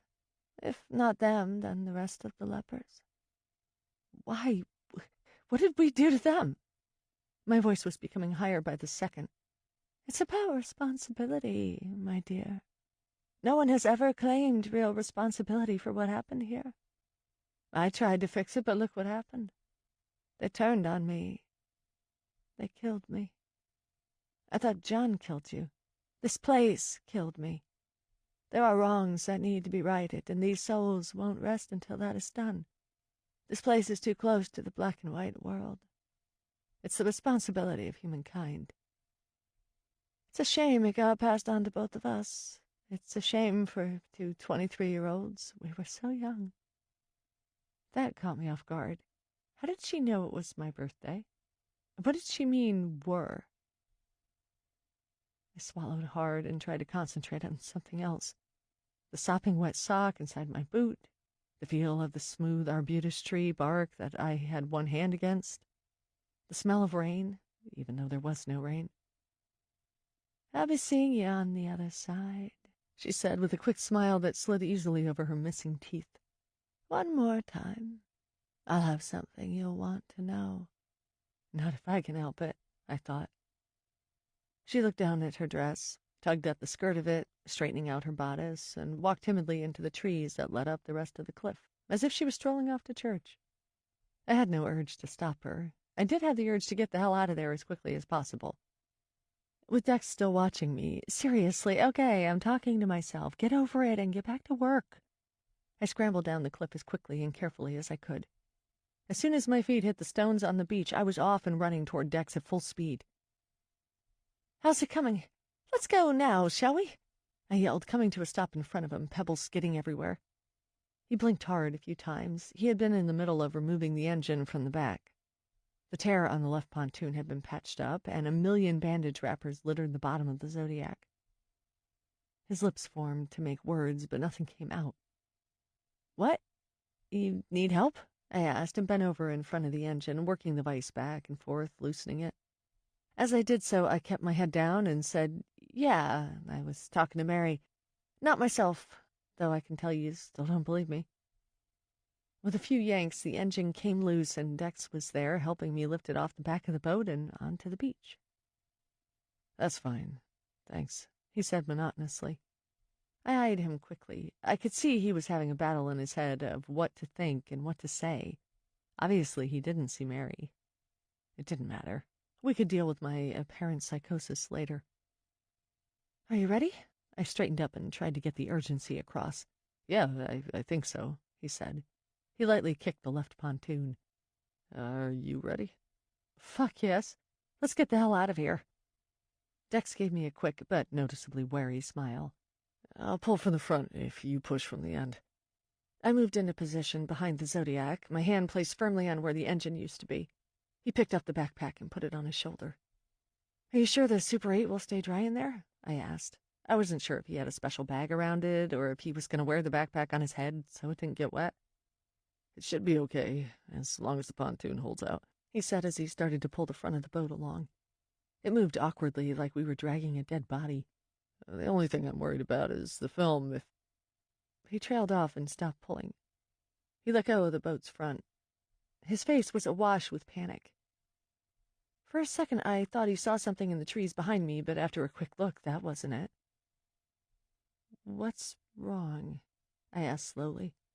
A sickly feeling started to creep through my veins. "We have to go back." My eyes widened. No, this wasn't happening. "We are not going anywhere," I said, half inhaling my words. He looked terrified, to say the least, but he stood his ground. "No, we have to go back, Perry." "We have to go back? What the fuck? This isn't an episode of Lost, Dex. The film. I left the film cartridges in my other bag. I changed them over this morning. Without that film, we don't have a show. I let go of the Zodiac and stood up, shocked, enraged. Screw the show. Sorry, kiddo, he said, coming around the boat and heading off toward the trees, toward the rest of the island and all the horrors I knew were hiding there. I couldn't believe it. I really couldn't. It really was a nightmare I couldn't wake up from. I had to do something. This time, instead of thinking about doing it, I did pick up a rock. I flung it at him. It hit him square in the back. Ow! He cried out and spun around like a cornered animal. What the? Did you just throw a fucking rock at me? I had to. Please forget the film. We have to leave now. We have to leave right now. My voice was reaching epic dog whistle proportions. You stay here, he said angrily, feeling for his back where I had hit him. Please, just stay here and stay out of my way. I'll be back. I shook my head violently and ran after him. He started running, too, to get away from me, but I grabbed his arm roughly and pulled on him hard. I hoped he could see the pure panic in my eyes. Mary said this would happen. Mary said... I stammered. Now you're just babbling, he admonished me, trying to swat away my arm like I was some sort of fly or pest. I pulled on him harder. Please, Dex, please don't do this. We have to forget it. We have to leave now, right now, right now, right now. I started screaming it. His eyes went wide, unsure of what to do with me, but he quickly composed himself and put my face in his hands.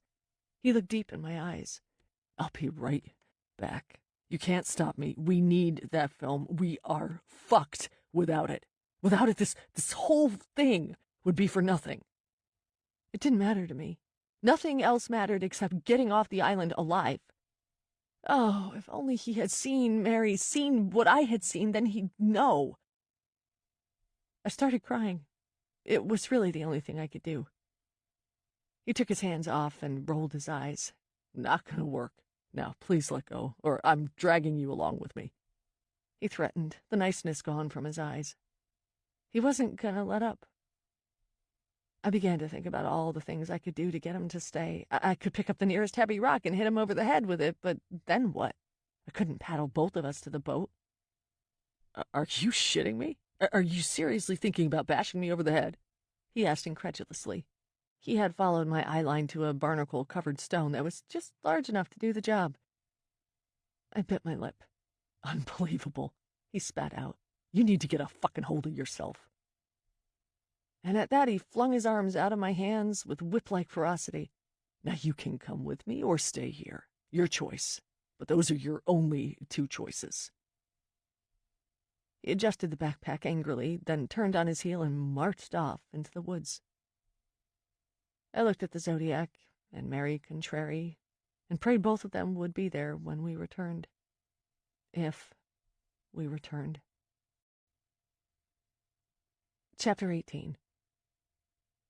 To Dex's credit, he did know that we were pushing our luck by going back for the goddamn film cartridges. Considering the wound on his leg, we jogged all the way back to the campsite, not even stopping once to catch our breath. This time we were aware of the mud pits, too, so we were able to sidestep them without getting bogged down. All the running left my chest wheezing painfully and my stomach doing tipsy-turvy things with the Twinkie. By the time we saw the stupid campsite, one more time I had to head off to use the outhouse. I did not want to. I did not want to leave Dex's side. But some things can't be ignored, and this was one of them. I'm going to use the bathroom, I told him as we came to the junction near the campsites. Seriously? Yeah, seriously. Can you come get me after you find the film? Sure, he agreed, giving me an uneasy look. Maybe he was afraid I was going to sneak around and club him over the head. He headed off to the tent, and I ran as quickly as I could over to the outhouse.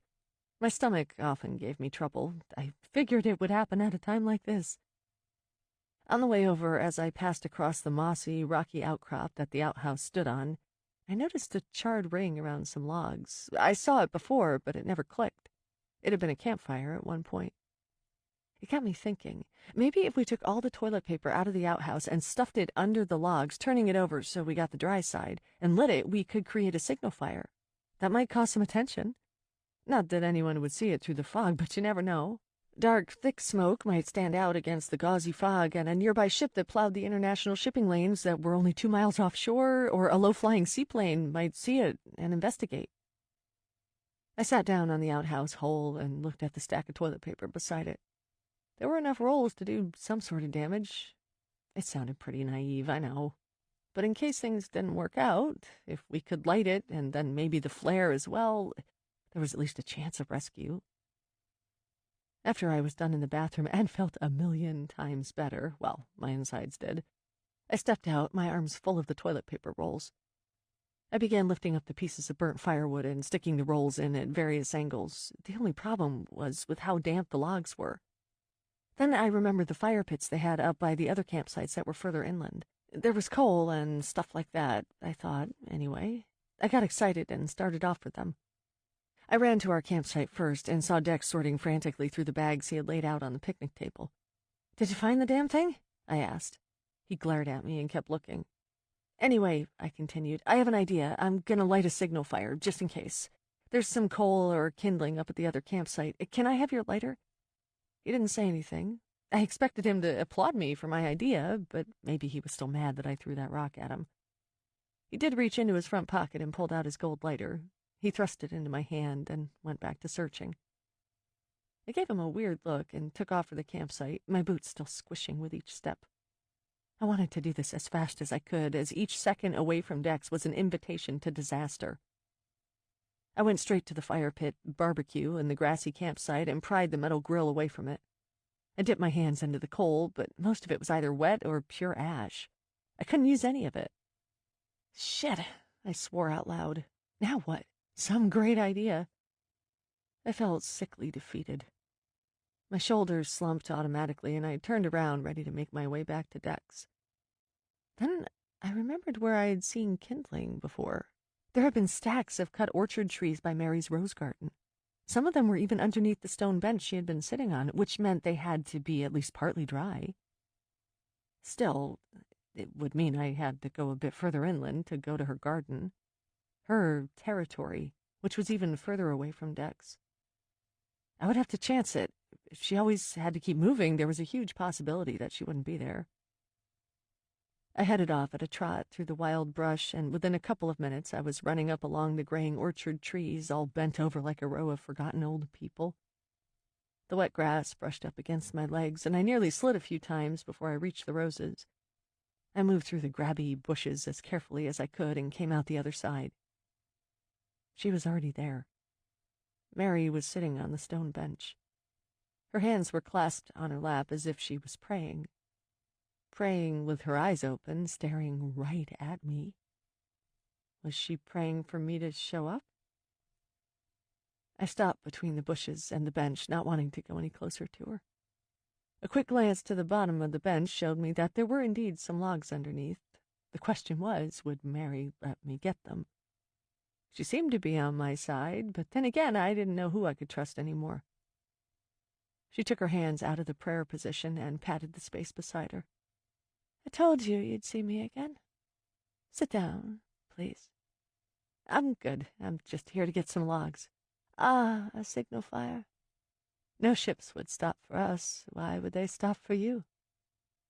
"Because it's not 1880 anymore," I pointed out. "This is a national park now. The world has moved on, Mary. People are taking responsibility."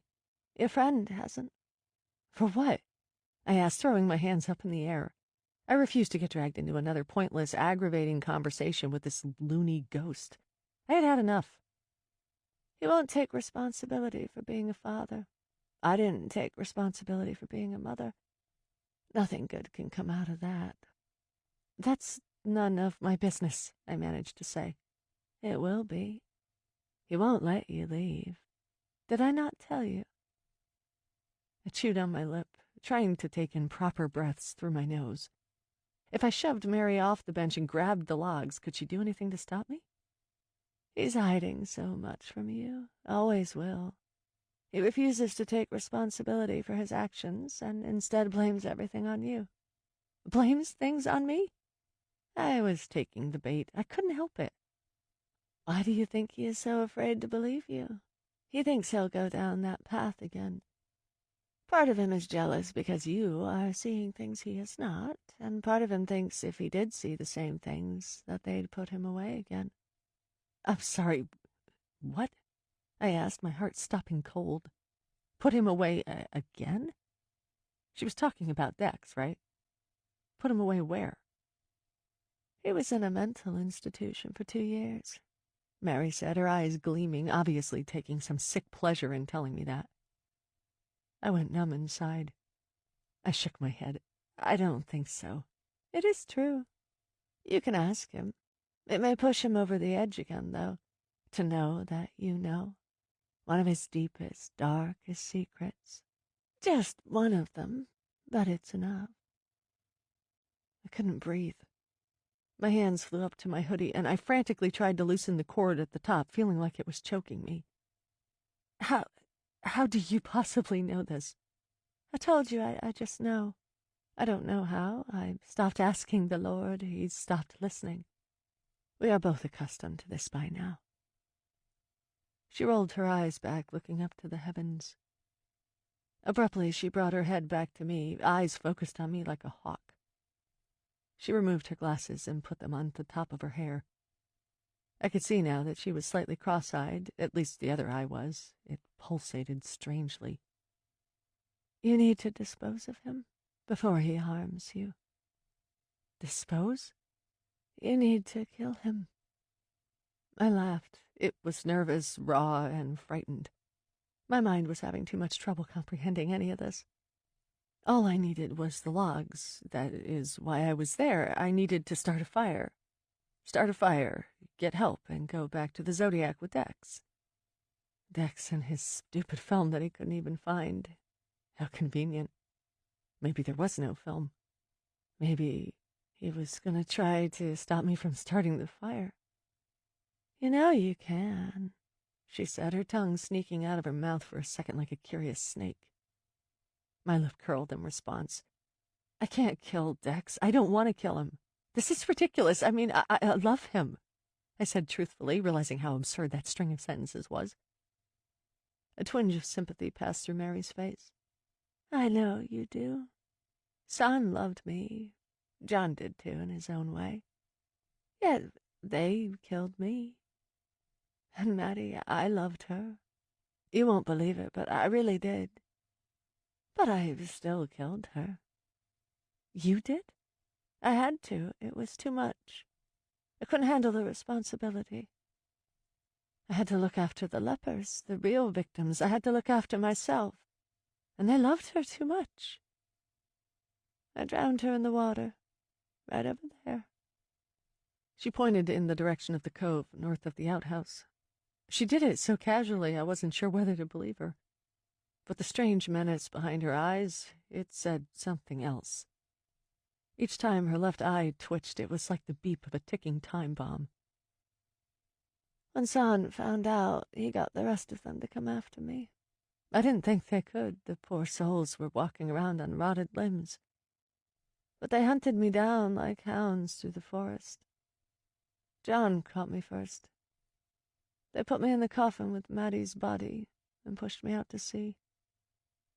That's where we rotted together with rats in the coffin. I was speechless, paralyzed with fear, wrought with disbelief. How could she kill her own daughter? I felt a passing sense of guilt for my own misdoings in the past, but this wasn't the same at all. This wasn't an abortion, I told myself. This was a 3-year-old helpless child. She drowned her own kid. She deserved the death she got. Mary knew what I was thinking. The twitchy eye got worse. Her hands started to ring nervously against each other, the movements growing rougher and more vigorous with time. Her skin started to stretch underneath her fingers as they pressed and rubbed against each other until it was too much. Something had to give. And it did. She pushed so hard her index finger came right off and fell to the ground like a discarded twig.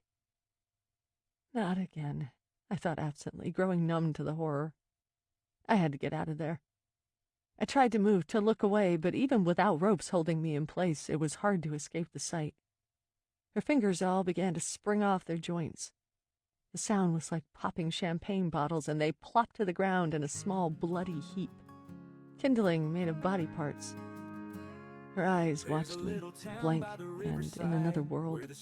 She was from another world. Her left eye began to pulse forward like something was hatching underneath the eyeball, pushing it out. With a wet, popping sound, her eyeball sprung out of the socket. It dangled by the slimy red cord.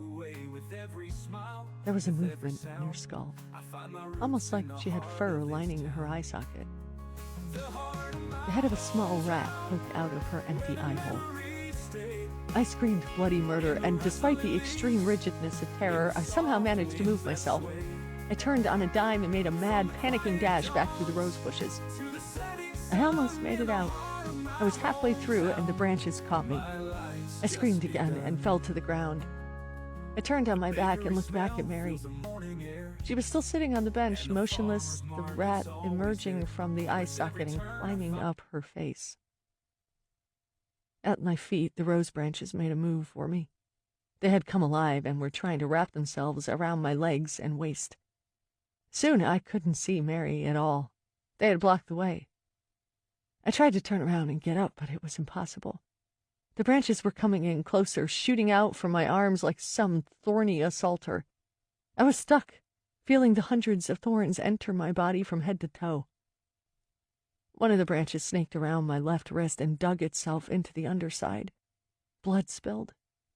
I followed the red streams as they ran down into my sleeve and dripped onto the wet grass below, spots of scarlet against the dull blades. I reached into my pocket with my one free hand and brought out the lighter I took from Dex. It was the only defense I had. I tried lighting it, but in my panic I couldn't get a grip on the turn. I was going to die here, death by a demonic rosebush. I couldn't believe it if I tried. Then my thumb caught, and the flame flew up in a flash. I held my thumb down as hard as I could and aimed the flame at the branches. The nearest branch made a go for that hand, wrapping around my wrist the same way, digging and slicing away in the same spot until it was leaking blood from there, too. The cut was above the silly band, and it began to pool against the purple edge. I took the deepest breath I could and yanked that hand over to the other. The motion slashed up my wrist even more, and I quickly was enveloped in the purest agony possible, the kind that made you throw up and see stars.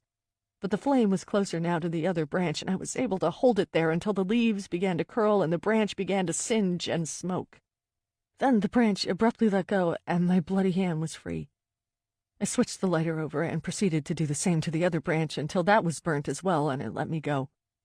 I kicked and kicked with my legs, trying not to look beyond the roses at Mary, who was shimmering, and amazingly they let go as well and retreated quickly into the depths of the bushes like frightened dogs.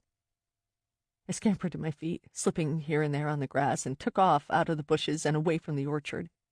I don't think I've ever run so fast. I didn't look back once. Chapter 19. Dex was filming with the Super 8, spanning it across the empty campsite by the time I came staggering in. I was growing fainter with each step I took. The corners of my eyes were sprinkled by tiny spots. My legs were feeling like jelly and barely able to hold my body upright. I knew tears were streaming down my face in dirty streams, and my communication was whittled down to animalistic sobs as I tried to link my hands to hold the profuse bleeding that spewed from my wrists. Dex turned and brought the camera's focus on me. Then it fell out of his hands and clanked to his feet. His mouth dropped in abhorrence at the sight of me. "Oh, Perry," he cried out softly, bringing his hands up to his face. I stumbled up to him and crashed against his chest. He grabbed me and held me up. I was shaking like a leaf, and now he was too. I sobbed into him for a few minutes, knowing I was getting blood all over his front, unable to express a single thought or feeling except the seemingly limitless surge of dread that pushed through my every crevice. He pushed me back a bit and eyed my wrists strangely. "What did you do?" I shook my head. It wasn't me. I didn't do anything. But everything came out in sobs. He quickly sat me down on the picnic table and disappeared into the tent. He came out with a T-shirt of his and began ripping it in half and then into long strips of cloth. I continued to cry, but managed to slow my heart rate and breathing down enough so that the dots in my vision started to fade, and the possibility of fainting grew less and less. "Why did you do this?" he asked. His voice was soft, but the accusation was menacing. How could he think I did this to myself? Couldn't he see what was happening? "No," I managed to mumble out through spit. "It wasn't me. It was the bushes, the rose bushes." He shook his head angrily. I sounded like a loon. "Really?" I cried. "It was the bushes. It was Mary." "There is no Mary!" he screamed at me, a vein sticking out on his wrought forehead.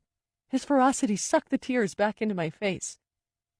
"Dex," I began, feeling the shakes coming over me again, tremors of frustration, shivers of fear. "You're crazy. You know that. You've lost it," he said, taking one of my forearms in his hand and wrapping the cloth around my wrist as tightly as possible.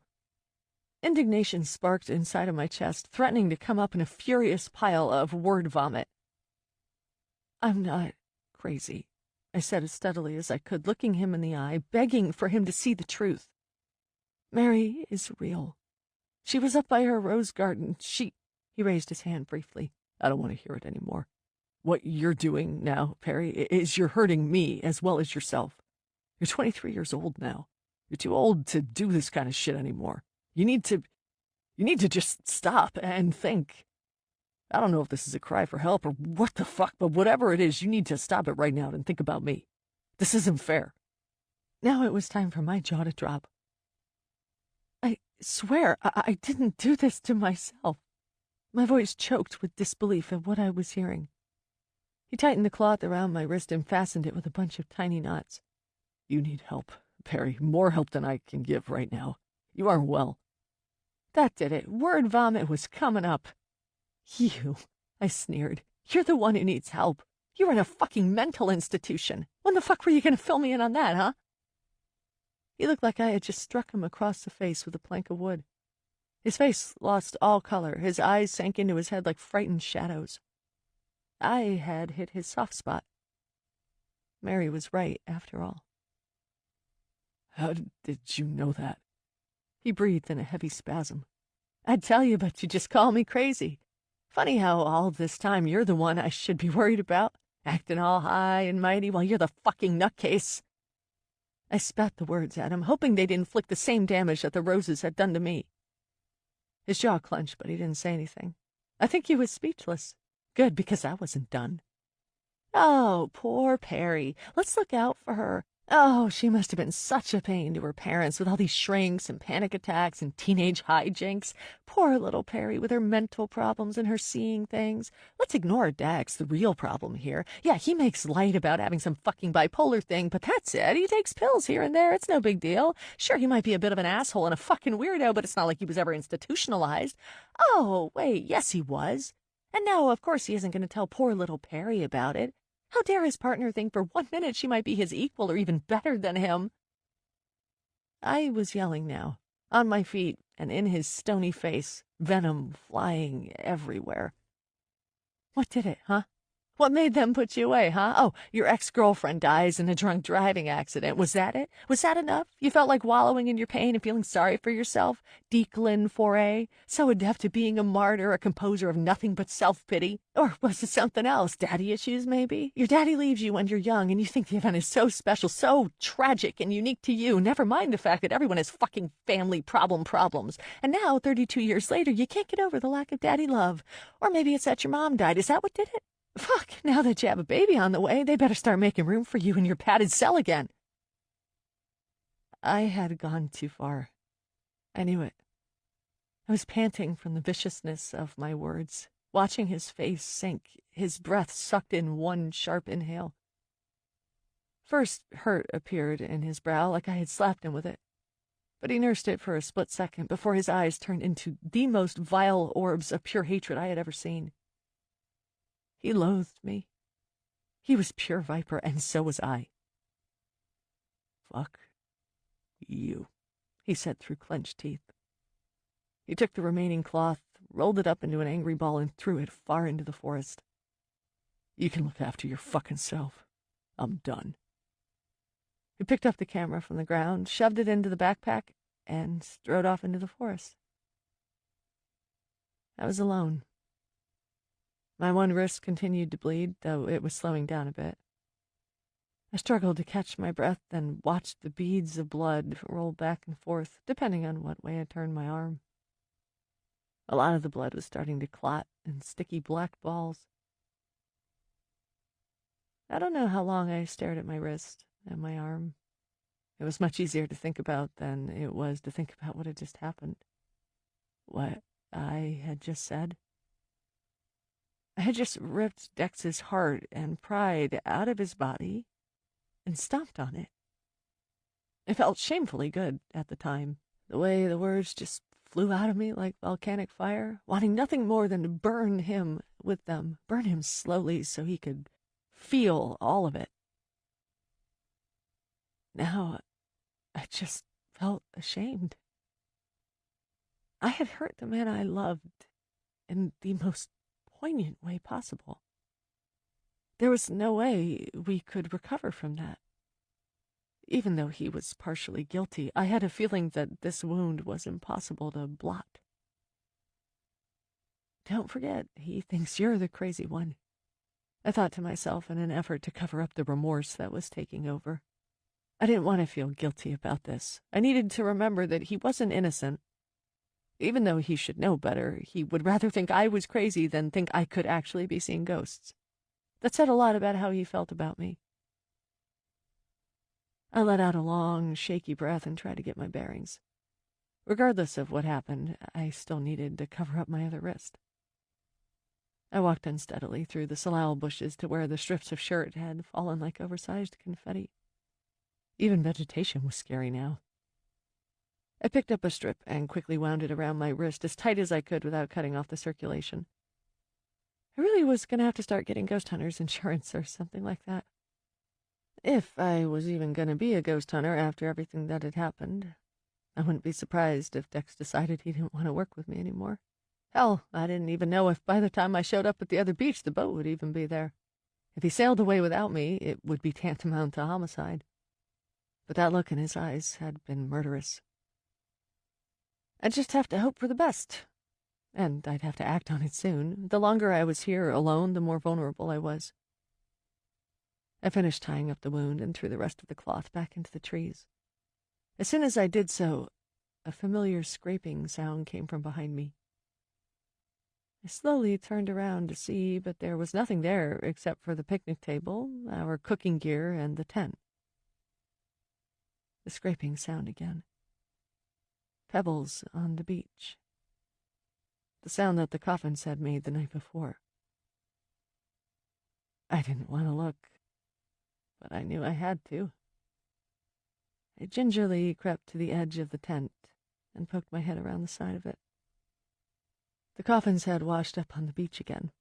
8 of them, old, decaying wood crates, sitting there in the surf like dead whales. It was still terrifying, even in the daylight. They were all lined up in a row, perfectly placed, waiting for... The lids of the coffins popped off simultaneously, clattering on the stones. The Chinese lepers, with their poor bulbous faces and missing hands and feet, lurched out of the coffins and, catching sight of my head peeking out beside the tent, started heading my way in jerky, awkward movements. Just like zombies, I thought mildly.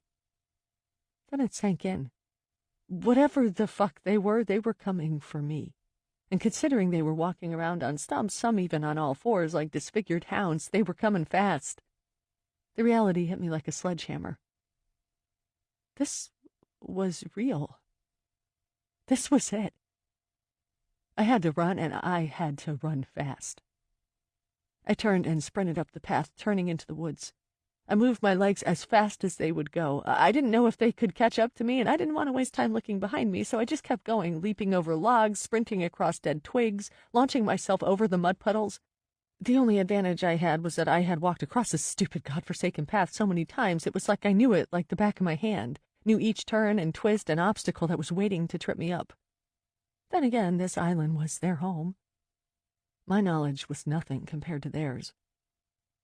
I could only hear the blood from my heart pounding at a techno rate in my head, my breath as it wheezed with each painful inhale, the sound of my boots hitting the ground, kicking up sticks and sending dirt flying. I rounded a slight bend, knowing that the dead glade was coming up ahead and the real mud pits that were waiting to try and swallow me whole again. I was making good time, at least I thought I was, but I hadn't come across Dex yet.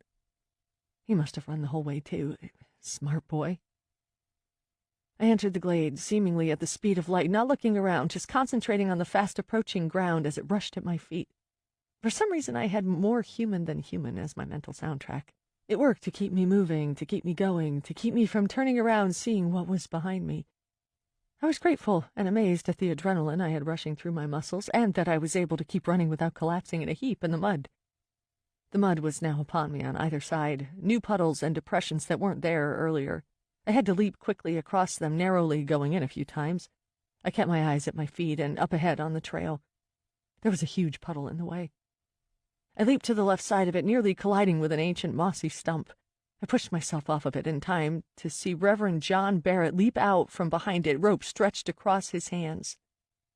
Before I had time to scream or react, his slimy, foul-smelling hand was at my mouth, and the rope was going around my arms. I kicked out with my legs squirming violently, trying desperately to break free, but it was useless. He held me above the ground, choking away my breath, and turned me around in time to see the pack of lepers slinking towards me with vengeful curiosity, their fingerless hands extended and reaching for me. They didn't stop coming. Chapter 20. My mind reeled awake like the slow wind of undeveloped film. Everything was black, very black, a shade of cold darker than anything behind closed eyes. And then I realized my eyes weren't closed at all. They were open, squinting against a light mist that burned them like salt. Where was I? I couldn't bring my mind around fast enough to remember anything concrete, but there were thoughtless flashes. The reel in my head spun wildly, more shady images skittering past the spokes. There was a forest. I was running. I was hunted down by hounds, or humans on 4 legs. Their grotesque, disfigured shapes flickered in the woods like a pilot light. Then, nothing. My watery grave. The phrase floated around in my head for no reason. I lay still. I was on my back, on top of something awkward and bony. I told my limbs to move, but nothing happened.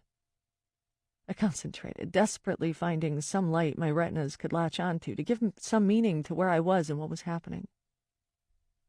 There were sounds, suddenly, like earplugs were plucked out of my head. I heard muffled cries like someone was yelling very far away, and the sloshing sounds of water encompassing the space around me. The distinct feeling that I was floating was apparent, and my inner ear rolled and swayed back and forth inside my heavy head. All my senses were coming to me now. I could smell seawater and a putrid, decaying smell like rotted fruit and mold. I felt dampness at my back, and bit by bit the sensation that my hands were submerged in ice-cold water. I moved my arms, and this time they responded sluggishly. They had been in water, though the rest of me was dry. I moved them out to the sides, and they struck hard barriers with a force I barely felt through my numbed nerves. The sound of the impact echoed around me. It told me I was in some sort of box, or panic began to sweep through me. I moved again, feeling like I was balanced precipitously on top of something very peculiar yet very familiar. Whatever it was smaller than the length of my body, and I noticed my legs dropped off below at an angle. I kicked them up. A spray of icy water fell on top of my shins, and my waterlogged boots met with the bottom of something. I felt all around me, wildly placing my hands and feet on whichever surface they could reach. I was in a box, after all. The space above my head was only about a half a foot before a damp wooden ceiling cut me off from the rest of the world. I tried to catch my breath, but the fright inside my chest was overpowering it. I was trapped in a box. A mime's worst nightmare. Not only that, but the box was filling with water. I could feel the liquid fingers crawling up my legs and arms and saturating my back. I started writhing and fighting. I couldn't keep it together any longer. I was in a box, and I was going to drown in here. I started pounding my hands against the top, hoping to break through. They were tired and without much feeling, and soon I felt a gush of warmth flowing from them. My blood. More blood. It seemed to ooze freely from the wounds at my wrist. I didn't care. I had to get out. If I didn't, I was certain I would die. The water came faster now, and it wasn't long before I was floating slightly above whatever had been below me. In seconds, it would come over the tops of my pants. My pants, where my front pocket felt tighter than usual. I quickly slipped my hand into my front pocket on a hunch. There was the lighter in my pocket from earlier. I pulled it out and started to flick it. My fingers were cold and clumsy, and I almost dropped it, but after a few awkward attempts, the flame came alive, the spark catching hold. I held it up and away from me. The weak orange light illuminated the space around me. I was right. I was in a box. It wasn't just a box, though. No, it wasn't. I knew with sick, absolute certainty what it was. My watery grave. I swallowed hard, feeling my world jar wildly with the incoming waves. I was in a coffin, set adrift in the sea. Your ship has come in. A man's voice echoed inside my head. Amidst all the commotion in my head, among all the confusion over what had happened, I knew where I was and why I was here. I wished I was alone, but I knew that wasn't true either. I knew that awkward, protruding, lumpy shape beneath me spared me of that luxury. I felt my left hand slip into the water and gingerly feel for the bottom of the casket. Maybe the only way out was through. It met with the ragged wood bottom and felt around. I was careful to avoid what was directly beneath me. The water was up to my chest now, heaving and wet. I was running out of time, and fast. I placed my hand on the bottom and tried to stabilize one part of me while I prepared to kick out with my legs, hoping that the splintery walls would give way.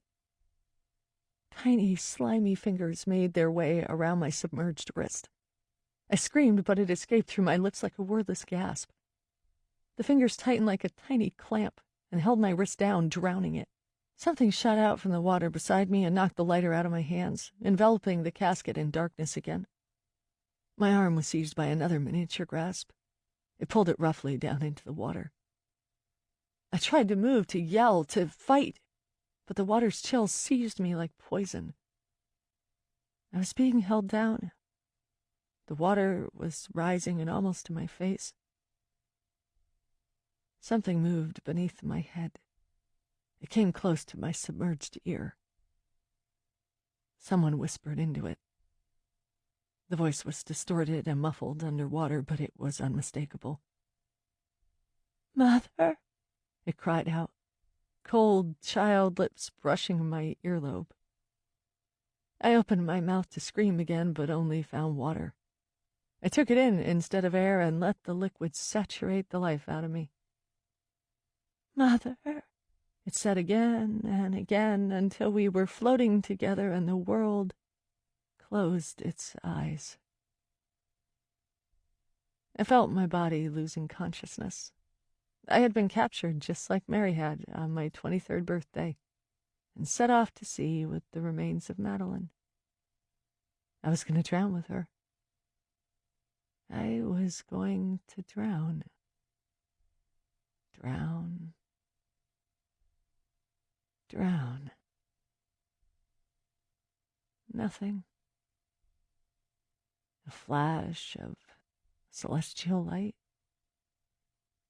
A brightness coming from inside my head. Nerves misfiring. Water. Peace. Breathe, baby, breathe. I was cold. The light began to retreat and everything was black again. Multicolored planets twirled in my head.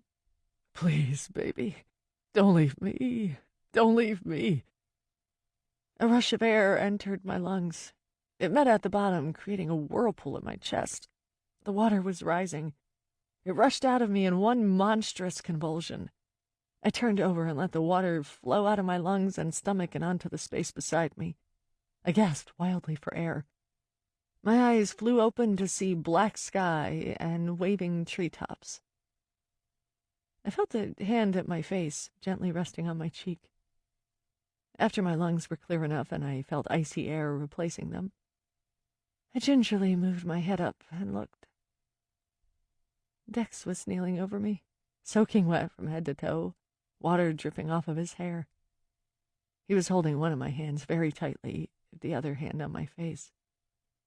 He was smiling painfully through tears, or maybe it was just salt water. He stroked my head and brought my hand up to his chest, holding it there tightly. I thought I lost you, he croaked. I thought I lost you.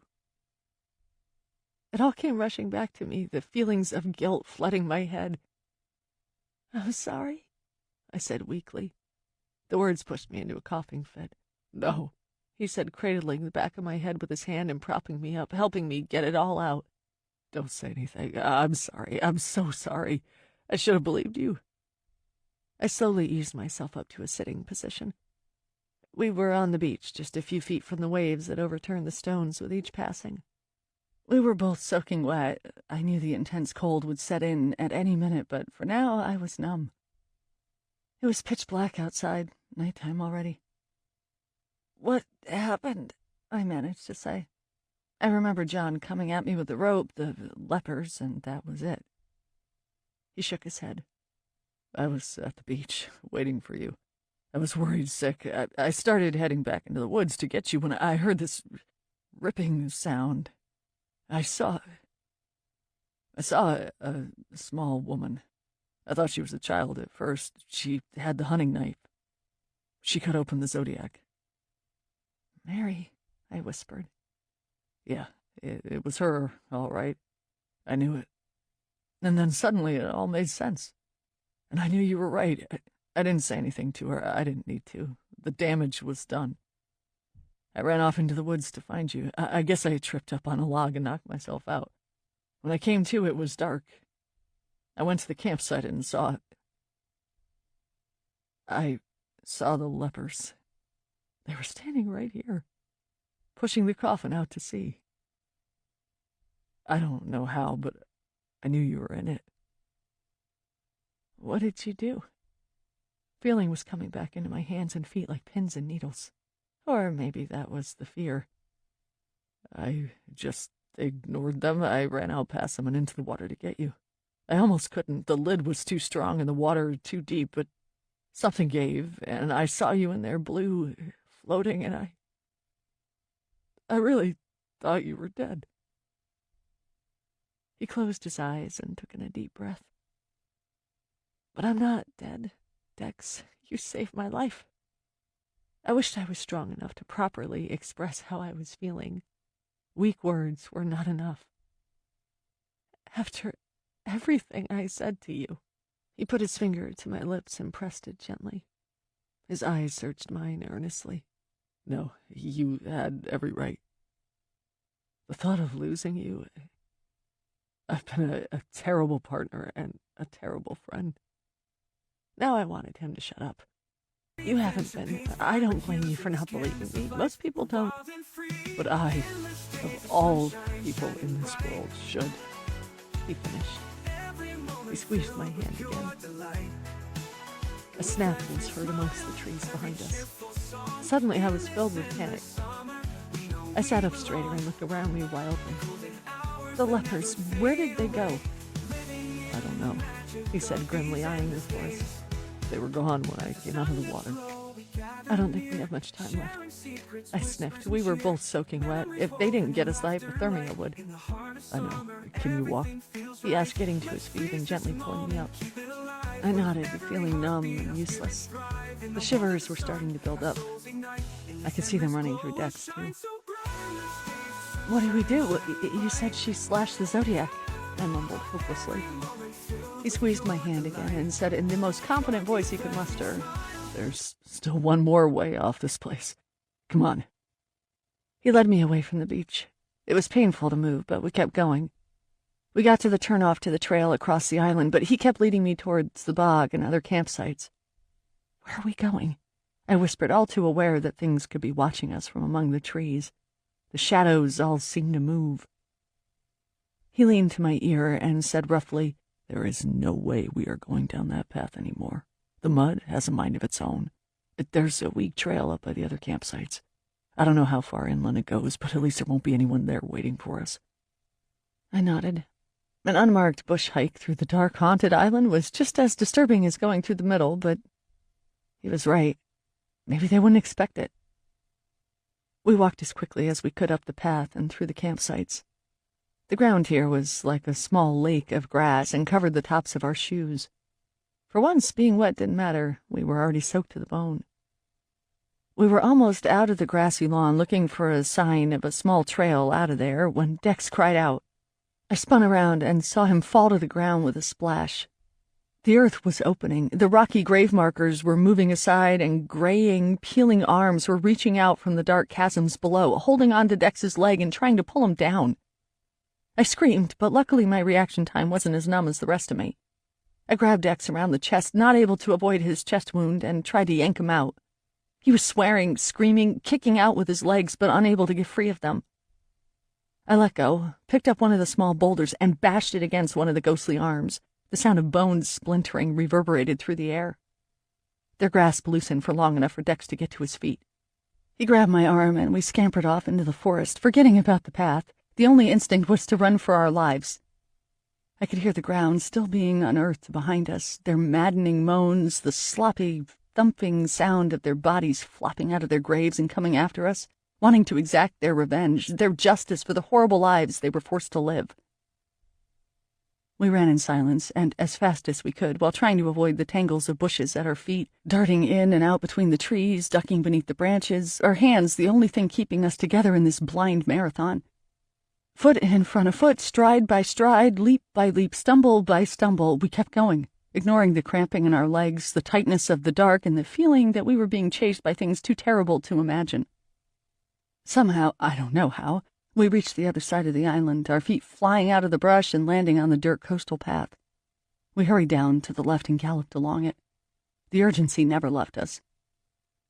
Finally, the trees opened up and we could see the beach, the deflated, defiled lump of a Zodiac, and the sailboat swinging out at sea. We piled down through the brush until we hit the stones. Dex ran straight for the Zodiac, picking up his backpack he had left there and swinging it onto his back. He ran back up to me and began pulling me along with him in the direction of the cliff. "Where are we going?" I yelled, unable to catch my breath for even a second. "The rope," he yelled back. We leaped over a piece of driftwood in unison. We heard the sound of the beach stones scattering from behind us. It was the lepers. They were still on our trail. I knew better than to look. I couldn't afford to lose it now. We got to the start of the cliff and proceeded to climb up it as quickly as possible. My hands burned from the sharp edges and slicing barnacles, but I pushed the pain out of my head and kept going. I eyed the rope at the top when I could, just to make sure it was still there, and understood what Dex's plan was. We were going to slide down the rope and onto the boat. It was ridiculous, but our only choice. We were almost at the top, only a few more scraggly feet of ground and crusty boulders to go, when Dex stopped in his tracks. I pulled up beside him and followed his gaze.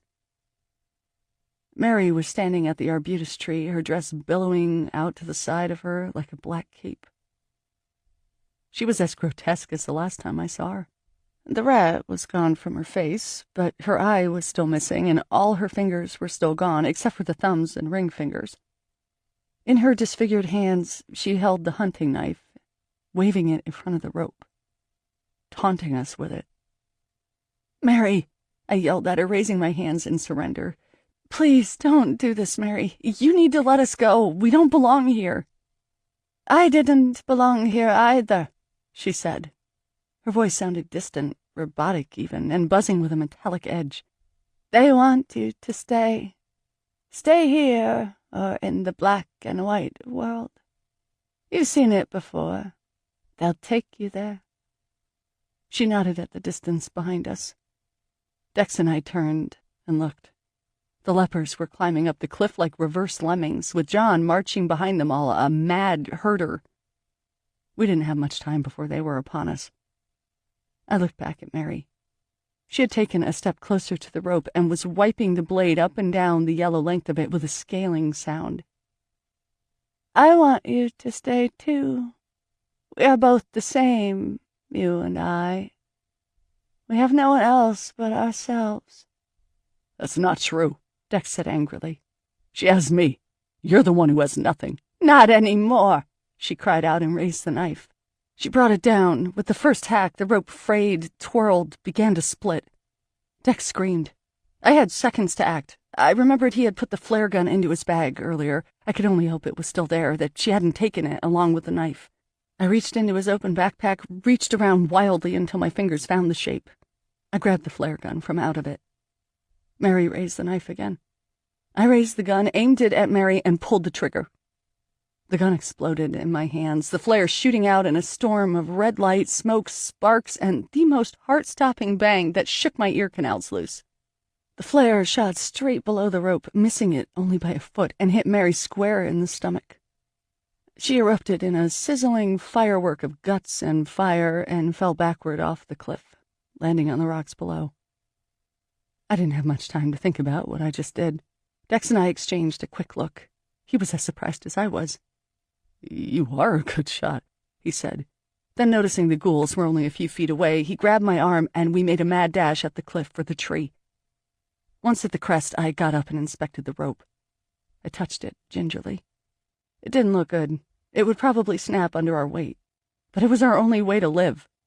The lepers were now coming up beside the tree, their scabby arms reaching over the sides of the rocks and swiping at our ankles. Dex quickly whipped off his backpack and flung it over the rope, sliding it down to the very edge of the cliff. He squatted, facing the direction of the boat, holding on to the straps of the backpack and wrapping his hands around them a few times. He looked over his shoulder at me. Hold on to me as tight as you can. Don't look down. Don't let go. I was too afraid to move. This was going to be the world's most terrifying zipline ever. But I felt a random hand tug at the back of my cargo pants, and I knew it was 0 hour. One more hesitation, and I would be dead. I wrapped my arms around one of the backpack straps, linked my hands across Dex's chest, and squeezed him for dear life. A growl and moan from behind me, someone's hot breath filled with death and decay, floated up the back of my neck. I pushed away with my legs, and we were gone. As we dropped away from the cliff, the backpack sliding forward with an abrasive, high-pitched sound, the rope caved down with our weight. We flew through the air at a startling speed. I couldn't watch. I just concentrated on holding on to Dex as hard as I could, even though I knew I was slipping inch by inch. Snap. Before I could process what the noise meant, the tension in the rope gave way and we were suspended in air. Then we were free-falling. I screamed as we both fell, not knowing where we would land. I hit the water like a brick, the cold seizing my lungs and shaking me awake. I rose up and paddled furiously against the water, searching for Dex. "Dex!" I screamed, the frigid salt water splashing against my open mouth. I splashed frantically, trying to stay afloat, to see above the waves. I couldn't see him anywhere. The rope was gone. The lepers watched from the top of the cliff. The boat was free and slowly floating away from me, maybe a couple of yards away. "Dex!" I yelled again, panic rising, my arms treading water as rapidly as they could. There was no light here in the water, only the vague reflection of the moon through the fog vapors. The water was black, the swells obscuring my vision every other second, and Dex was nowhere to be seen. I panicked. What could I do? What if he drowned? What would I do? The thought was too painful to handle. I felt everything start to shut down, including the will to keep living, to make a swim for the boat as the current and riptides let it out to the open oceans. I screamed one last time. It sounded dull, as if no one was around to hear it. Then a splash from behind me. I twirled around to see Dex pop his head out of the water. "Got it," he cried out through chattering teeth and held up the rope in his hands. It was the greatest sight I'd ever seen. He swam over to me and handed me the rope. "Can you do this?" he asked between splashes of the waves. "We need to haul ourselves in. Pretend the boat is one big fish, okay?" I nodded, and together we both started to pull at the rope. There was no way we could pull the entire thing towards us, so we moved our hands along it, one on top of the other, steadily going up the length of the rope like we were rock climbing. It was tiring, and the water was starting to slow my limbs down to an unfeeling slog, but eventually we were getting closer to the boat. I just couldn't go any further. My hands had lost all nerves, and my heavy boots were weighing me down, too heavy to lift up and kick. Dex scooped his arm around me. "Hold on to me, baby. We'll make it." His face was alabaster, his lips a sick shade of blue. This reminded me of the end of Titanic. That was a fate I didn't want for myself. With what little energy I had left, I wrapped my arms around his shoulders, and he continued to pull us both. Where he got the strength to pull us both in, I didn't know.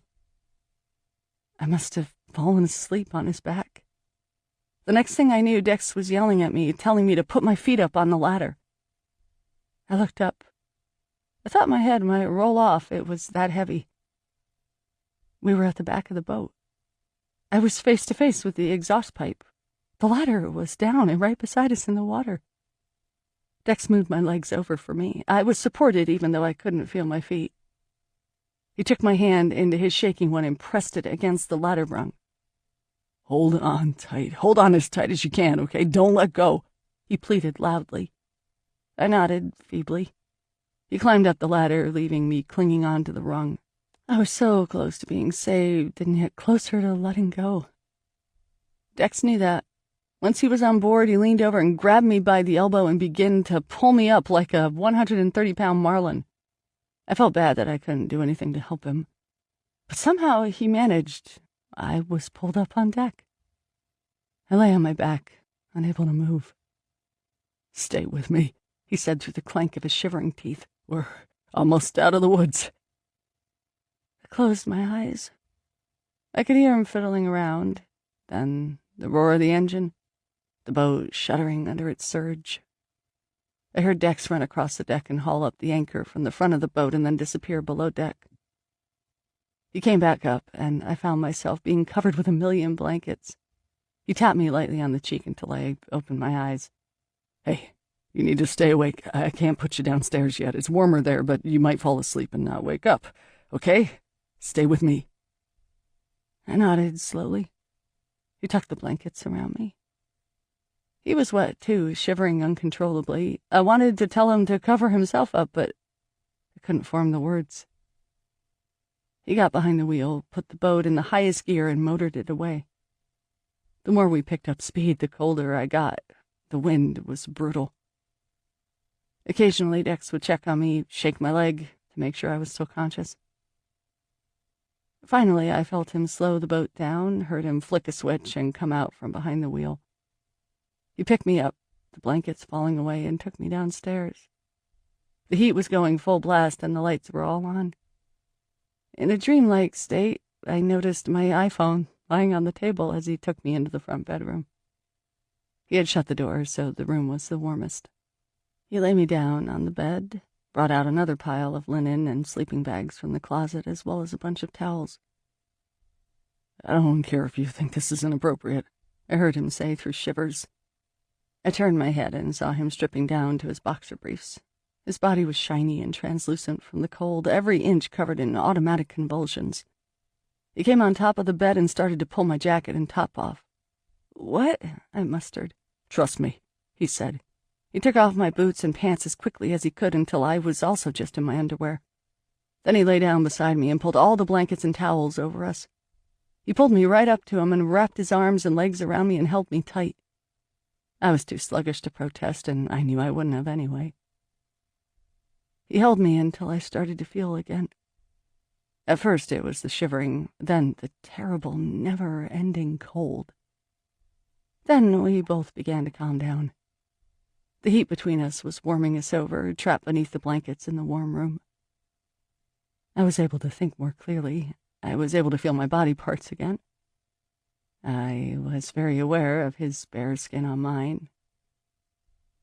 I looked up at his face. He looked relaxed, relieved. but didn't loosen his grip around me. Our mouths were close. His breath smelled like salt water. "Who is driving the boat?" I whispered carefully. "Autopilot," he said, looking into my eyes. "I'll go up and check on it in 5 minutes." I closed my eyes and brought my face into his neck, burrowing into it. He cupped his hand behind my head and held it there. "We made it," he murmured. I started to cry. It was all too much for me to take. It always would be. I didn't know how much I could keep going. "I'm scared, Dex," I mumbled between sobs. "I know." I can't live like this. Why do I have to see these things? Why did they come after me? What is it about me?" "We are putting ourselves at risk by doing this." "No, it's always been like this. I know it has been. I feel like I can't tell what's a dream and what's real. I'm going crazy. I have to be. What if all the world is inside my head?" "It's not, Perry, it's not." He held me tighter. "What if I really am alone?" "Baby, you aren't alone. I'm here." I'm so scared. I don't want to see these things anymore. It makes me want to tear my brain out. I don't know what's real. How can I tell what's real anymore? What's real? Dex, tell me what's real." He put his hand on my face and looked at me with the most magnetic, impassioned spark in his dark eyes. "I'm real. This is real." I closed my eyes in gratitude, my heart filling up, the warmth radiating out from there and soaking up my nerves. He kissed my forehead and pulled me back into him. Chapter 21. "Is your phone charged yet?" Dex asked me. We were sitting in a late-night diner in the outskirts of Victoria. It was 2 a.m., and the place was empty except for an old man who nursed a cup of coffee at the counter. We must have looked like quite the sight. We were both dressed in Zach's leftover sailing gear. The blue and red vinyl Helly Hansen suits were the only thing left on the boat that were dry. It looked like we had come in from an epic wild sailing race, and in some ways it was kind of true. Luckily, the jackets were so long on me that they covered up the crappy bandaging job we did on my wrists from Dex's car's first aid kit. After our body temperatures returned to normal, Dex went back up top and steered the boat back into the marina. It didn't take long at all. It was amazing how close the island really was to civilization. Yet when we were there, it was like another world altogether. A world made up of humanity's darkest misdoings and the most shameful nightmares of our souls. As soon as we docked, I ran to the shore and literally kissed the ground. I was so overcome with so many different emotions, but the strongest one was just transcendent relief. We really had made it. We were back in amongst the living, and we were alive ourselves. We packed up our stuff as quickly as we could and brought it up to Dex's black Highlander, another sight I almost cried at. I hugged the car, so grateful to see something from our other lives, something solid, real, and familiar. We had driven through the streets, looking for some place to gather our strength before the morning came, and we would have to explain to Zach what happened. The boat was fine, despite everything, but Dex would probably have to replace the Zodiac, which wasn't going to be inexpensive. The money didn't seem like a big deal after everything we had gone through, but it was nothing to sneeze at either. The other issue was that not only had Dex's iPhone drowned when he went to rescue me from the coffin, but we lost the backpack with the Super 8 camera to the depths of the sea. The only concrete footage we had, the only footage that was really spectacular and proved we weren't full of shit, was now resting at the bottom of the ocean, alongside the library books about the island. They were probably the only books in publication, too. Maybe that's where they all belonged, their watery grave. Dex wasn't sure what to say to Jimmy about the loss. He was going to see what he could salvage from the other cameras before he brought them on the boat. There was the scene with the deer in the night, and a few other instances that might be compelling enough to make an episode out of them. we would have to wait and see. And, of course, the intro we shot, my red low-cut shirt, the setting sun over the beach. My goodness, that seemed like another lifetime.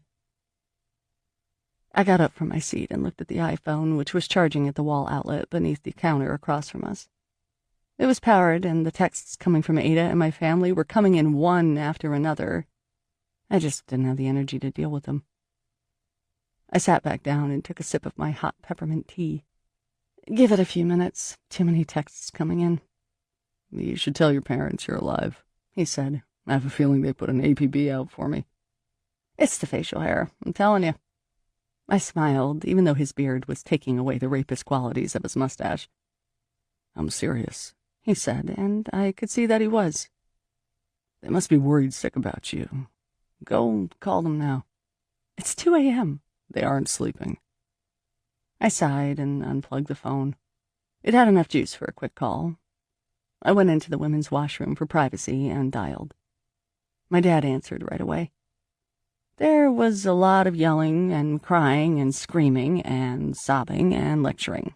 Not only from my dad, but also from my mother and from Ada as well, who was also up and worried sick. I couldn't tell them the truth. Well, I could tell them the truth, but I knew it was pointless. So I told them an abbreviated version of the truth. Zodiac deflated mysteriously. Phones had died, storm came in, yada yada. I knew that once I arrived at the house tomorrow, I would get the same lecture, yelling, crying, all over again, and I'd once more have to explain my whole story. But I would be home, and that was the most important thing of all. By the way, happy birthday, my dad said before he hung up. We love you. Thanks, Dad, I said, feeling teary. I love you guys, too. I staggered out of the bathroom, a weight lifted from my shoulders, and handed the phone to Dex, pressing it into his hand. Now it's your turn. You have a family now. Call your baby mama and let her know you're dandy, capiche? He sucked on his lip, probably thinking of excuses why he shouldn't. But he nodded and got up. The responsibility must have started to sink in. He left the diner at the front door and stood outside, lighting up a cigarette and putting the phone to his ear. I couldn't read his face from the fluorescent glare inside. He was on the phone for only a few minutes. He puffed on the cigarette, the smoke rising around him and floating away into the night. He stared across the parking lot, transfixed by nothing in particular, thinking about who knows what. Then he stubbed out the cigarette and came back inside. He hooked the iPhone back up to the charger and sat back down at his seat. I think I'm going to quit smoking, he said brightly. I cocked my head at him. Okay, well, good. What brought that on? He shrugged. I don't know. I had started thinking about how I would have to change if I was going to be a dad. Smoking just didn't seem appropriate. Fair enough, I said, my heart still lurching about at the mention of his impending fatherhood. I tried to hide the feeling, but it was there whether I liked it or not. How is Jennifer? I asked, trying to sound breezy. She's great, actually, he said, taking a slurp of his coffee and grimacing. He waved over the waitress, pointing at his cup for another refill. She's not pregnant. It was the only word I could form in response to that bombshell. Yeah, she's not pregnant, he said quickly, and with a smile as the waitress refilled his cup. She caught the tail end of that and was giving him an unimpressed look. He noticed, grinned at her, and winked. She shook her head and went back behind the counter to read her Hello, Canada magazine. Dex looked at me. I'm telling you, waitresses find me adorable. I raised my eyebrow. Let's go back to what you just said. Jennifer is not pregnant. Are you sure? Well, I'm taking her word for it, but she went to the doctor over the weekend to get a blood test. It came back today as negative. She took 2 more pregnancy tests. They were all the same. I guess she got a false positive the other day. It was sick to admit it, but there was a wonderfully giddy feeling rising up inside of me. It made me feel ashamed. I watched him carefully. He seemed fine, but maybe I just wanted him to be fine. I certainly did not expect him to feel like I did. Are you okay with it? I asked. Yeah, I'm fine with it. And Jen is okay. He frowned. I think so. Yeah, I think so. We're good. So, what does it mean now? I thought, but I didn't dare ask it. So, he mused. He took a sip of his coffee. I took a sip of my tea. There was nothing left to say about it. I sat back in my chair. We both watched each other for a few beats. The quiet sounds of the diner filled my ears. This weekend, we had taken our relationship further than I ever thought it would go. The strip club, finding out Jen was pregnant, a night of ecstasy, for me, anyway. The mental institute, Jen not being pregnant in the end. And yet I was just scratching the surface. We had come so far, and for me, it just wasn't enough. I pulled back my jacket sleeve, inspecting the bandages. They looked fine, though I knew we'd both have to go to the doctor as soon as we got back into the country.